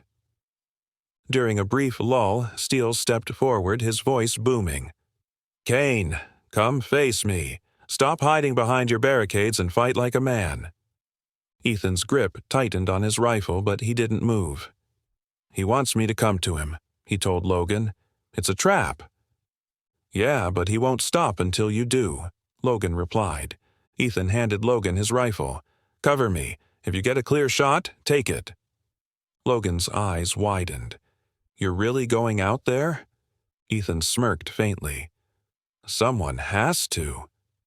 Ethan stepped out from behind the barricade, his hands raised. Steele's men aimed their weapons, but Steele barked in order to hold fire. "Kane," Steele called, a twisted grin spreading across his face. "Finally showing your face. I thought you'd gone soft." Ethan stopped a few paces from the barricade. "What do you want, Steele? Haven't you caused enough damage?" Steele laughed bitterly. "This isn't about damage. It's about taking back what's mine." "You destroyed everything you built," Ethan replied evenly. Steele's grin faded, replaced by fury. "You don't get it. This is all I have left, and I'll burn it down before I let you win." One of Steele's men fired. Ethan dove for cover as gunfire exploded. Logan fired from his position, taking out the shooter. Steele retreated into the tree line, barking orders as the assault resumed. Ethan scrambled back to the barricade. "He's not stopping," he said to Logan. Logan nodded, reloading his shotgun. "Then neither are we." The defenders pushed themselves to their limits as the sun dipped lower in the sky. Steele's forces continued their relentless assault, but cracks were beginning to show. Several of his men hesitated, their resolve faltering under the weight of the defenders' determination. Logan crouched behind a barrier, his heart pounding. He fired at a group trying to flank their position, his shots forcing them to retreat. "We're holding them off, but barely," he called out to Ethan. Ethan nodded, scanning the battlefield. "They're starting to break. We just need to outlast them." Elena emerged briefly, her expression weary but resolute. "We're down to our last reserves. If they push again, we might not hold."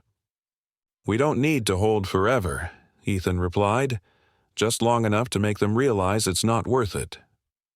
As dusk approached, the attacks began to wane. Steele's men retreated to the tree line, regrouping under the cover of darkness. The defenders slumped against their barricades, exhaustion etched into their faces. Ethan stood at the edge of the property, watching the enemy camp in the distance. Logan joined him, his expression grim but determined. "They'll come again," Logan said. Ethan nodded. "Yeah, but so will we." The siege wasn't over, but for now, they had survived another day. The quiet clink of chains echoed in the dimly lit room as Steele sat shackled to the chair, his wrists and ankles bound tightly. His face was a mix of defiance and exhaustion, the scars of battle etched deeply into his features. Across the table sat Carter, his sharp suit immaculate, his expression calm and unreadable. "You've been busy," Carter said, his voice smooth. He tapped a folder on the table, its contents hidden from view. "But not busy enough, it seems." Steele's lips curled into a sneer. "You think this is over?" Carter leaned back, his fingers steepled. "I think you've underestimated your enemy. Again." The words stung more than Steele cared to admit. He had played the long game, built alliances, and prepared for this moment. And yet, here he was, defeated, captured, and at the mercy of a man whose loyalty seemed as fluid as water. "What's your angle, Carter?" Steele asked, his voice low and venomous. "My angle," Carter said, his smile faint, "is results. And so far, you've failed to deliver." Steele's fists clenched against the cold steel of the chair. "I'm not done." "That much is clear," Carter replied, "but the question is, are you willing to learn, or are you content to repeat the same mistakes until there's nothing left of you?" Far away from the interrogation room, Ethan, Kane, and Logan worked side by side, repairing the damage from the siege. The air was thick with the scent of sawdust and dirt as they hauled lumber to rebuild the barricades. The town had survived, but the scars of battle were everywhere. Shattered windows, scorched earth, and a lingering tension that refused to dissipate. You think it's really over? Logan asked, breaking the silence. Ethan paused, leaning on his hammer. No, men like Steele don't give up that easily. But for now, we've bought ourselves time. Time to prepare for whatever comes next. Logan nodded, his jaw set. And if he comes back? Then we deal with him, Ethan said simply. In the days that followed, the town began to heal. The people, weary but resilient, worked together to rebuild what they had lost. Elena coordinated efforts from the town center, her presence a calming force amid the chaos. She had become a symbol of hope for many, her quiet strength inspiring others to keep moving forward. Logan found himself drawn into the heart of these efforts, his hands calloused from work, his presence slowly becoming a familiar comfort to those around him. He had come a long way from the man who had once terrorized this place, but the weight of his past still lingered. One afternoon, as he helped a group of townsfolk repair a roof, a young boy approached him, his eyes wide with curiosity. "Were you really in the Iron Vipers?" the boy asked, his voice small. Logan froze, the question cutting through him like a blade. The others stopped what they were doing, their gazes falling on him. "I was," Logan said finally, his voice steady. "But I'm not anymore." The boy tilted his head. "Why did you leave?" Logan thought for a moment before answering. "Because I realized it wasn't the life I wanted. It wasn't the man I wanted to be." The boy nodded, as if that answer was enough. He ran off, leaving Logan alone with his thoughts. Back in the interrogation room, Carter leaned forward, his eyes locked on Steele. "You've always been good at inspiring fear, but fear only takes you so far. What you lack is discipline, strategy."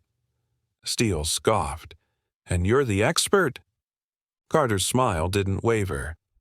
"I'm the one still standing." The room fell silent, the weight of Carter's words settling over Steele. For all his bravado, he couldn't ignore the truth.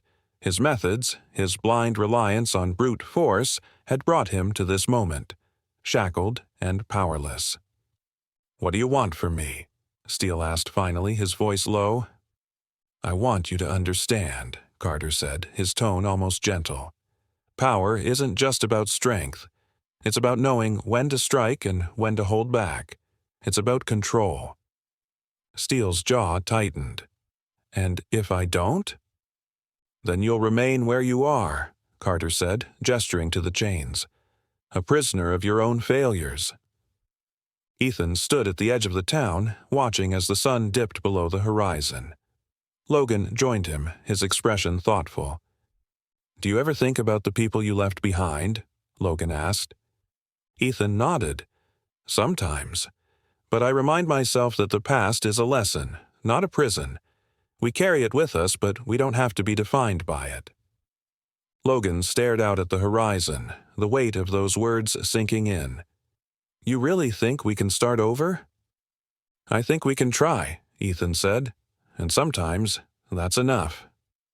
In the dim room, Carter rose from his seat, smoothing out his jacket. "This is your chance, Steele. Learn from this, or let it destroy you. The choice is yours." Steele watched him leave, his mind racing. The chains around his wrists felt heavier than ever, not because of their weight, but because of what they represented. Failure, regret, and the realization that he had reached the end of the road. Or perhaps, he thought, the beginning of a new one. As the stars began to speckle the sky over the town, Logan sat alone on the steps of the community center. His hands were rough and his muscles ached, but for the first time in a long time, he felt a glimmer of pride. Elena approached holding 2 mugs of coffee. She handed one to Logan and sat beside him. "You've done good work," she said, her tone warm. Logan sipped the coffee, the heat spreading through him. "It doesn't feel like enough." "It's a start," Elena said, "and that's more than most people ever get." Logan nodded, his gaze drifting to the horizon.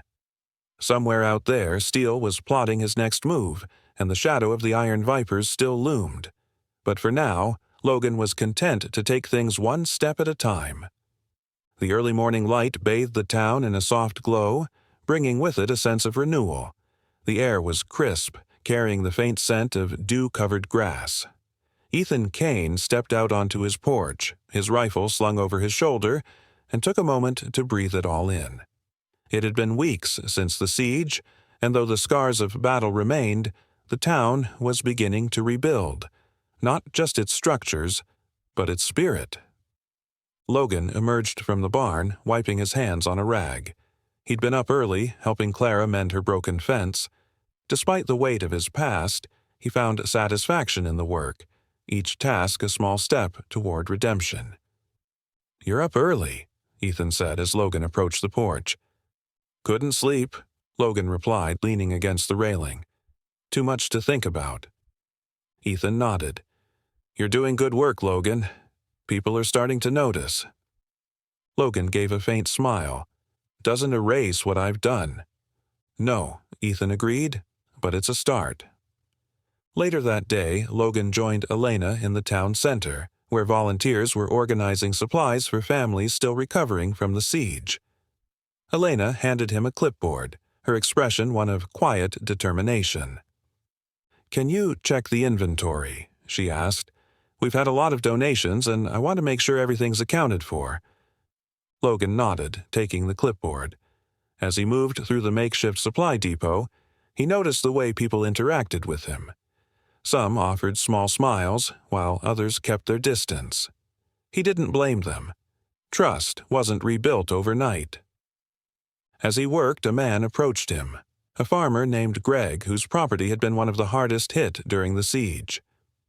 "Logan," Greg said, his tone cautious, "I wanted to thank you for what you did during the attack." Logan looked up, surprised. "I was just doing what needed to be done." Greg hesitated before nodding. "Maybe, but it mattered. To a lot of us." The words lingered long after Greg walked away. For the first time in years, Logan felt something he hadn't allowed himself to hope for: acceptance. Meanwhile, Steele sat alone in his cell, the cold metal walls closing in around him.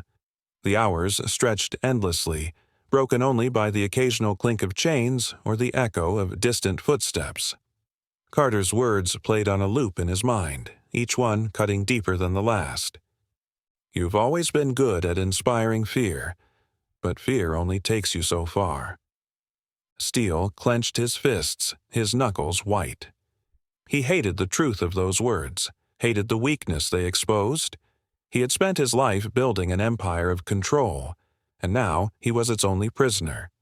But deep down, a seed of doubt had been planted, a question that refused to go unanswered. What if Carter was right? What if there was a different way? Ethan and Logan spent the afternoon working together on the outskirts of town, repairing a bridge that had been damaged during the siege. The sun was high, and sweat dripped from their brows as they hammered planks into place. "You ever think about leaving this place?" Logan asked, breaking the silence. Ethan glanced at him. "Why would I leave? This town needs people who care about it, people willing to fight for it." Logan nodded, though his gaze was distant. "I guess I just wonder if there's anything out there for someone like me, someone who's done the things I've done." Ethan paused, resting his hands on his hips. "Redemption isn't about running away from your past. It's about facing it head on. You've already taken the first step, Logan. Don't stop now." Logan met his gaze, the weight of Ethan's words settling over him. "I won't." In the days that followed, Logan continued to prove himself. He helped rebuild homes, repaired fences, and even volunteered at the school, where he taught the children basic carpentry skills. Slowly, but surely, the townsfolk began to see him not as a former Iron Viper, but as a man trying to make amends. One evening, as the town gathered in the square for a community dinner, Logan stood at the edge of the crowd, unsure if he belonged. Elena spotted him and waved him over. "Come on," she said, her smile warm. "You've earned this." Logan hesitated before joining her. As he sat down, the conversations around him continued, and for the first time, he didn't feel like an outsider. Back in his cell, Steele stared at the ceiling, his mind racing. The chains around his wrists felt heavier with each passing day, but so did the weight of his own choices. Carter's voice echoed in his memory, a haunting reminder of the crossroads he faced. "This is your chance, Steele. Learn from this, or let it destroy you."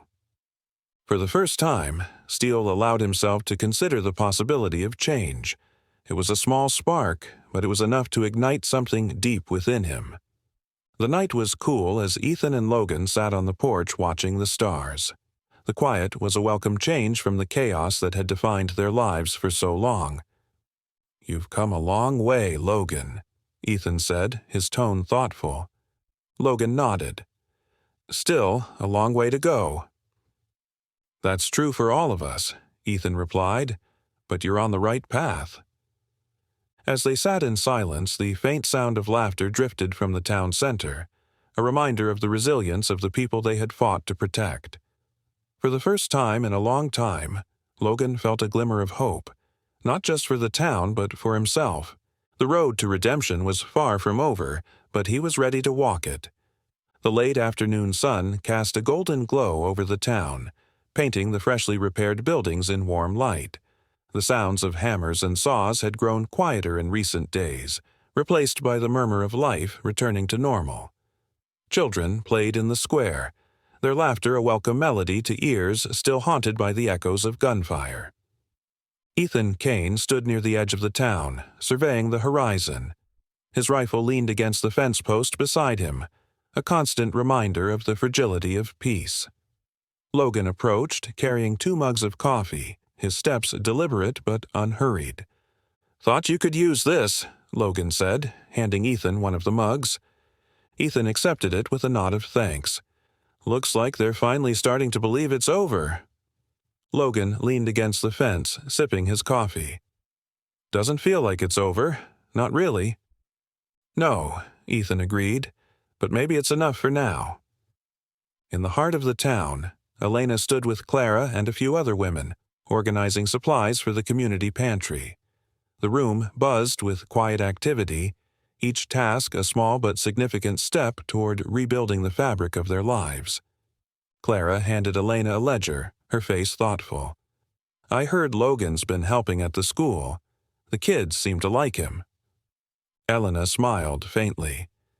"He's trying, and he's good with them, even if he doesn't realize it." Clara hesitated before adding, "Do you think he's really changed?" Elena paused, considering her answer. "I think change isn't a straight line, but he's walking the right path, and that's more than most people ever do." Clara nodded, her expression softening.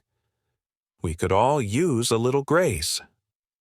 Logan spent much of his time at the school these days, helping the children with their lessons and teaching them practical skills. He found it strangely therapeutic, the act of building something instead of tearing it down. One afternoon, as he showed a group of boys how to build a simple birdhouse, one of them looked up at him with wide eyes. "Mr. Logan," the boy asked, "did you ever build things when you were with the Vipers?" Logan froze for a moment, the question catching him off guard. He set down the hammer and looked at the boy. "No," he said honestly. "The Vipers weren't about building. They were about taking." The boy tilted his head. "So, why do you build now?" Logan managed a small smile. "Because it feels good to give something back." The answer seemed to satisfy the boy, who returned to his task with a newfound enthusiasm. Logan watched him work, a quiet sense of purpose settling over him. As he moved to help another student, he realized he was finding peace in helping others. Steele sat in his cell, the faint hum of fluorescent lights his only companion. The days blurred together in monotony, each one a reminder of his failures. Carter's words lingered in his mind, an unwanted echo that refused to fade.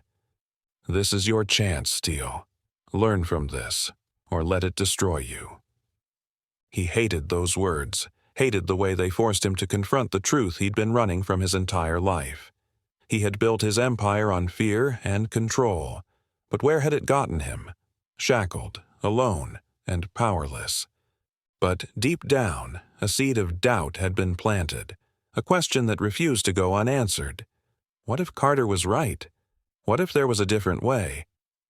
Steele's thoughts were interrupted by the sound of footsteps approaching his cell. A guard appeared, sliding a tray of food through the small opening. Steele ignored it at first, but hunger eventually won out. As he ate, he couldn't shake the feeling that this moment, mundane as it was, symbolized something larger. He had a choice to make, even here in the confines of his cell. As evening fell, the town gathered in the square for a small celebration. Strings of lights hung between buildings, casting a soft glow over the crowd. Laughter and music filled the air. The weight of recent events momentarily lifted. Logan stood on the outskirts of the gathering, unsure if he belonged. Elena found him there, a plate of food in her hands. "You're allowed to enjoy this, you know," she said, offering him the plate. Logan hesitated before accepting it. "I'm not sure I've earned it." Elena smiled. "Maybe not yet, but you're trying, and that counts for something." They stood in silence for a moment, watching the townsfolk dance and talk. For the first time, Logan felt a faint glimmer of hope, not just for the town, but for himself. Later that night, Ethan and Logan sat on the porch, the celebration still faintly audible in the distance. The stars were bright, their light undisturbed by the shadows of the past.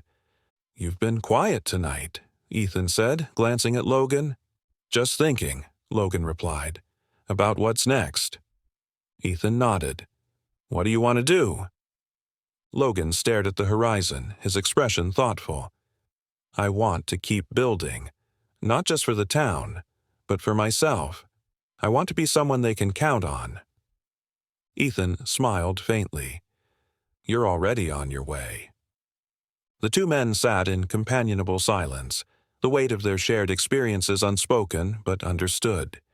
The wounds they carried were far from healed, but for the first time, they felt like they might be. Tomorrow would bring new challenges, but tonight, they allowed themselves this moment of peace. In the quiet of his cell, Steele made a decision. It wasn't a grand gesture or a dramatic revelation, just a quiet resolve to try something different. As he closed his eyes, he felt the weight of his chains, but also the faintest hint of freedom. The wind howled through the trees, carrying the ominous weight of a coming storm. Ethan Kane stood at the edge of his property, the horizon dark against the setting sun. His senses were sharp, every sound and shadow magnified by his growing unease. Logan approached from the barn, his expression tense. "We've got visitors," Logan said, nodding toward the tree line. Figures emerged from the shadows. Steele's men, though fewer in number than before. This wasn't an army, but a desperate last stand. "They're here for revenge," Logan said, gripping his shotgun tightly. Ethan nodded. "Let's make sure they don't get it." The townsfolk gathered quickly. Elena organized defenses at key positions, her calm demeanor a steadying influence on the group. The barricades had been reinforced since the last siege, and the townspeople were better prepared, armed not just with weapons but with the hard lessons they'd learned. "We hold the line," Ethan said, addressing the group. His voice was steady, firm. "They'll try to break us, but we've been through worse. Stay together, stay sharp, and we'll get through this." Logan stood beside him, his presence a silent reassurance to those who still harbored doubts about him. He had earned the town's trust through sweat and sacrifice, and tonight he would prove it was not misplaced. "They're coming!" Elena called out. Figures moved closer, their weapons glinting in the fading light. Ethan raised his rifle. "Positions!" The first gunshot shattered the quiet. Steele's men surged forward, their movements chaotic but determined. Logan's shotgun roared as he held the line, his steady aim bolstering the defenders. "They're flanking left," someone shouted. Ethan moved quickly, directing the defenders to cut off the attack. His sharp eyes spotted Steele in the chaos, barking orders to his men. Even in the dim light, Steele's presence was unmistakable, a looming figure directing the chaos like an orchestra of destruction. "I see him," Logan said, following Ethan's gaze. He's mine." Ethan shook his head. "Not yet. Hold the line first." The battle raged, the defenders driven by unity and determination. Steele's men, reckless and desperate, pushed forward, their desperation visible in every step. But the townsfolk held their ground, their unity an unshakable force. "They're pulling back," Elena called, her voice tinged with relief and caution. Ethan scanned the field. She was right. Steele's men were retreating to the tree line, but something about the way they moved set his nerves on edge. "This isn't over," he muttered grimly. Ethan pulled Logan aside. "Steele's up to something. He doesn't retreat without a plan." Logan's grip tightened on his weapon. "Then we end it. Tonight." Ethan nodded, the weight of Logan's words pressing down on him. Steele had been a shadow over the town for too long, a constant threat to the fragile peace they had rebuilt. "Let's finish this." Under cover of darkness, Ethan and Logan moved through the forest. The air was thick with tension, every rustle of leaves and snap of a twig setting their nerves on edge. The sounds of Steele's men echoed ahead, their voices low and hurried. Reaching the camp's edge, Ethan and Logan crouched in the shadows, their breaths shallow. Steele was hunched over a map at the center of the camp, his back to them.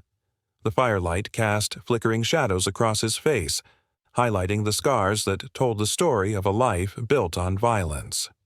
"Steele," Ethan said, his voice cutting through the night. Steele turned, his expression a mix of surprise and amusement. "Kane, and here I thought you'd wait for me." Ethan stepped forward, his rifle steady. "It ends here." Steele smirked.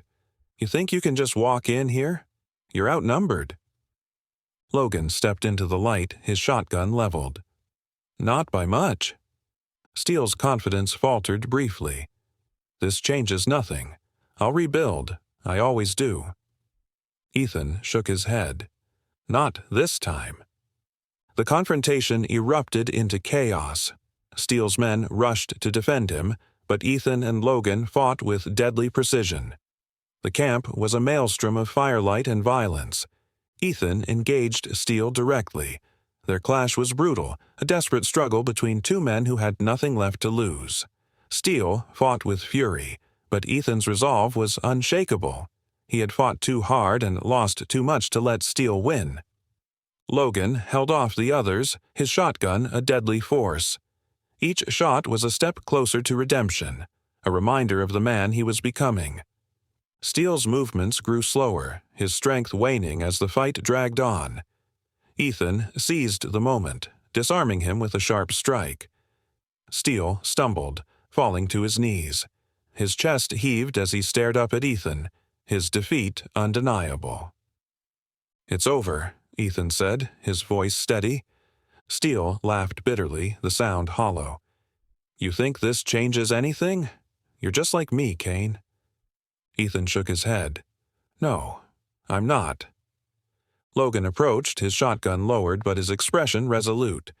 He looked at Ethan, a silent question in his eyes. Ethan nodded, and together they turned away from Steele, leaving him to face the wreckage of his own making. As they emerged from the forest, the first light of dawn painted the horizon. The town stood in the distance, a symbol of hope and resilience. Logan glanced at Ethan, his expression weary but determined. "It's over," Logan said. "For now," Ethan replied. The two men walked back toward the town, their steps heavy but purposeful. The last fight was over, but their journey was far from finished. The soft glow of morning sunlight bathed the town, casting long shadows across the rebuilt fences and freshly repaired homes. The air carried a stillness, a rare moment of peace that felt almost unfamiliar after the relentless chaos of the past weeks. Ethan Kane stood on the porch of his small house, sipping a cup of black coffee as he watched the town slowly come to life. Logan emerged from the barn, his hands still dusted with dirt from his early morning chores. He walked over, his gait steady but deliberate, a sign of the toll the previous night had taken on him. "Quiet morning," Logan said, leaning against the railing beside Ethan. "For once," Ethan replied. He set the mug down, his gaze fixed on the horizon. "You think it's really over?" Logan exhaled, the weight of the question heavy. "No. Men like Steele leave scars that don't heal easily. But for now, we've got time. Time to rebuild." Ethan nodded. Time to breathe. The town square buzzed with quiet activity as the townsfolk began their daily routines. Elena stood near the community center, her clipboard in hand, directing a group of volunteers who were unloading supplies from a wagon. She waved as Ethan and Logan approached. "Good morning," she said, her tone brisk but warm. "You two look like you could use some rest." "We'll rest when there's nothing left to fix," Ethan said with a faint smile. Elena raised an eyebrow. "You keep saying that, but I'm starting to think you enjoy being busy." Logan chuckled. "Keeps the demons at bay." Elena's expression softened. "Well, if you're looking for something to do, Clara could use some help repairing her roof. The storm last week did a number on it." "We're on it," Ethan said. By mid-afternoon, the sun hung high in the sky, casting a warm glow over the town. Ethan and Logan worked side by side on Clara's roof, their movements efficient and practiced. Clara watched from below, her young daughter clutching her hand as she gazed up at the two men. "Thank you," Clara called out. "I don't know what we'd do without you." Logan paused, wiping sweat from his brow. "It's nothing. Just glad we can help." The little girl tugged at her mother's sleeve. "Mama, is Mr. Logan a soldier?" Clara hesitated, glancing up at Logan.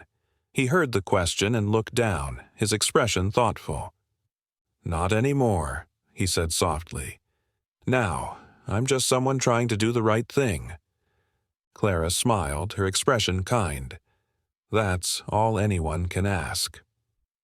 As evening fell, the town gathered near the riverbank for a small celebration. Strings of lanterns hung between the trees, their soft glow reflecting on the water. Music filled the air, the sound of a fiddle accompanied by the rhythmic clapping of hands. Children ran through the grass, their laughter blending with the music, a sound that felt like healing. Ethan stood on the outskirts of the gathering, his arms crossed as he watched the townsfolk dance and laugh.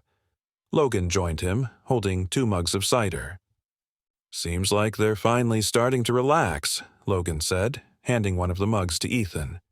"They deserve it," Ethan replied. He took a sip, the crisp flavor of the cider refreshing after a long day. "So do you," Logan said pointedly. Ethan smirked. "Maybe one day." Later that night, the 2 men sat on the riverbank, the celebration still faintly audible in the distance. The moon cast a silver glow over the water, its reflection rippling gently. "You ever think about leaving this place?" Logan asked, his voice quiet. Ethan shook his head. "Not anymore. I've spent too much of my life running. This town. It feels like home, like something worth fighting for." Logan nodded. "Yeah, I get that." The silence between them was comfortable, the kind that only came from shared experiences and mutual understanding. For the first time in years, Logan felt a sense of belonging, a feeling he hadn't dared to hope for. Back in his cell, Steele sat alone, his wrists still bound by heavy chains. The room was cold and quiet, the faint hum of fluorescent lights the only sound. He stared at the floor, Carter's words echoing in his mind. "This is your chance, Steele. Learn from this, or let it destroy you." Steele's jaw tightened. He hated the weakness those words exposed, hated the way they forced him to confront the truth. But deep down, he knew there was no escaping it. His empire was gone, his men scattered, and his power reduced to ash. For the first time, Steele allowed himself to consider the possibility of change. It was a fleeting thought, fragile and uncomfortable, but it was there. A question he had spent his entire life avoiding. Who was he without power? Ethan and Logan returned to the town square, where the last of the lanterns were being extinguished. Elena stood near the community center, her arms crossed as she surveyed the scene. "Quiet night?" she asked as they approached. Quite enough, Ethan replied. Elena smiled. That's a good thing. As the three of them stood in the cool night air, the weight of the past weeks felt distant, like a fading storm. The scars were still there, but so was the promise of something better. Ethan glanced at Logan. You ever think about what's next? Logan considered the question, his gaze fixed on the stars. I think about it every day, but for now, I'm just glad to be here. Ethan nodded, his expression thoughtful. Me too. The three of them stood in silence, the night stretching out before them like a blank page, waiting to be written. The morning sun rose slowly over the horizon, casting a warm golden hue across the town. It was a quiet day, one of those rare moments when peace felt tangible. The townsfolk moved about their routines with a newfound sense of purpose, their steps lighter, their smiles less guarded. For the first time in a long while, it felt as though the weight of the past had begun to lift. Ethan Kane stood outside the community center, his hands in his pockets as he watched the children play in the square.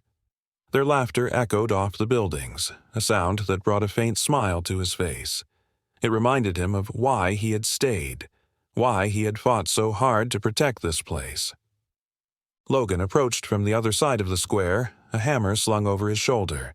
His shirt was streaked with dirt and sweat, evidence of another morning spent repairing fences and mending broken doors. You look like you've been busy, Ethan said, turning to face him. Someone's got to keep this place standing, Logan replied, his tone light but his expression serious. Ethan nodded. You've done good work here. The town's starting to feel like a home again. Not just for them, Logan said quietly. He set the hammer down and looked at Ethan. For me, too. Elena joined them a few minutes later, a stack of papers in her hands. We've got another shipment of supplies coming in tomorrow, she said, her tone brisk. Food, building materials, a few medical kits. We'll need volunteers to unload. Ethan glanced at Logan, who nodded. We'll be there. Elena smiled faintly. You two are starting to make this a habit. Wouldn't want you thinking we're getting lazy, Logan said with a smirk. The three of them stood in comfortable silence for a moment, watching the activity in the square. The town was healing, its people slowly finding their way back to normalcy. It wasn't perfect, but it was progress. Later that day, Ethan and Logan found themselves near the riverbank, repairing an old dock damaged during the last storm. The sun was high overhead, its warmth tempered by a gentle breeze. You ever think about what's next? Logan asked, breaking the silence. Ethan paused, hammer in hand. I've thought about it, but I keep coming back to the same thing. This town, these people, they're what's next. This is where I belong. Logan nodded, his gaze fixed on the water. It's strange, isn't it? I spent so much of my life running from places like this. Never thought I'd find myself wanting to stay. Ethan smiled. It's not strange. It's growth. Logan considered the words, his expression thoughtful. Guess I'm not used to thinking of myself that way. You've earned it, Ethan said. You've put in the work. People notice. As evening fell, the townsfolk gathered once again, this time for a meeting in the square. Elena stood at the center, addressing the crowd. She spoke of the progress they had made, the challenges they still faced, and the importance of working together to rebuild what they had lost. Ethan and Logan stood near the back, watching as the townsfolk listened intently. There was a sense of unity in the air, a feeling that they were all in this together. She's a good leader, Logan said quietly. Ethan nodded. She is, and she'll need all the help she can get. Logan glanced at him. You planning on sticking around? For as long as they'll have me, Ethan replied. Logan smiled faintly. Then I guess I'm staying too. After the meeting, Ethan and Logan walked through the quiet streets, their footsteps the only sound. The town was dark now, the lanterns extinguished, but the faint glow of moonlight illuminated their path. You know, Logan said, breaking the silence, I never thought I'd find something worth fighting for again. Not after everything I've done. Ethan glanced at him. "But you did, and that's what matters." Logan nodded, his expression thoughtful. "Maybe this is what redemption feels like." Ethan smiled. "Maybe it is." The two men continued their walk, passing homes where lantern light flickered through the windows. They could hear soft laughter, the sound of families gathered together. It was a simple thing, but it carried a profound weight. The next morning, the town awoke to the sound of hammers and saws, the beginnings of another day filled with work and progress. Ethan and Logan stood side by side in the square, watching as the townsfolk moved about their tasks. "It's a good place," Logan said quietly. "It is," Ethan agreed, "and it's only going to get better." Logan turned to him, a small smile on his face. "We've got a lot of work ahead of us." Ethan chuckled. "That's the way it should be." They spent the day helping where they could, from unloading supplies to reinforcing walls weakened by the storms. Everywhere they went, they were met with gratitude and warm smiles. It was a stark contrast to the wary glances and whispered doubts that had once followed Logan. "You're part of this town now," Ethan said as they worked to repair a fence. "People trust you." Logan paused, his expression unreadable. "Feels good. Scary, but good." "That's how you know it's worth it," Ethan replied. By nightfall, the town was quiet again, the streets empty but for the faint glow of lanterns. Ethan and Logan sat on the steps of the community center, their muscles sore, but their spirits light. "You think we've done enough?" Logan asked. Ethan thought for a moment before answering. "Enough for today, but there's always more to do." Logan nodded, his gaze drifting to the stars. "Good. I'm not ready to stop." Ethan smiled, a sense of peace settling over him. "Neither am I." The two men sat in silence, the weight of their journey behind them and the promise of something greater ahead. Together, they had found a brotherhood forged not by blood, but by shared struggle and a mutual desire to build something lasting. And for the first time, they both felt like they had finally come home.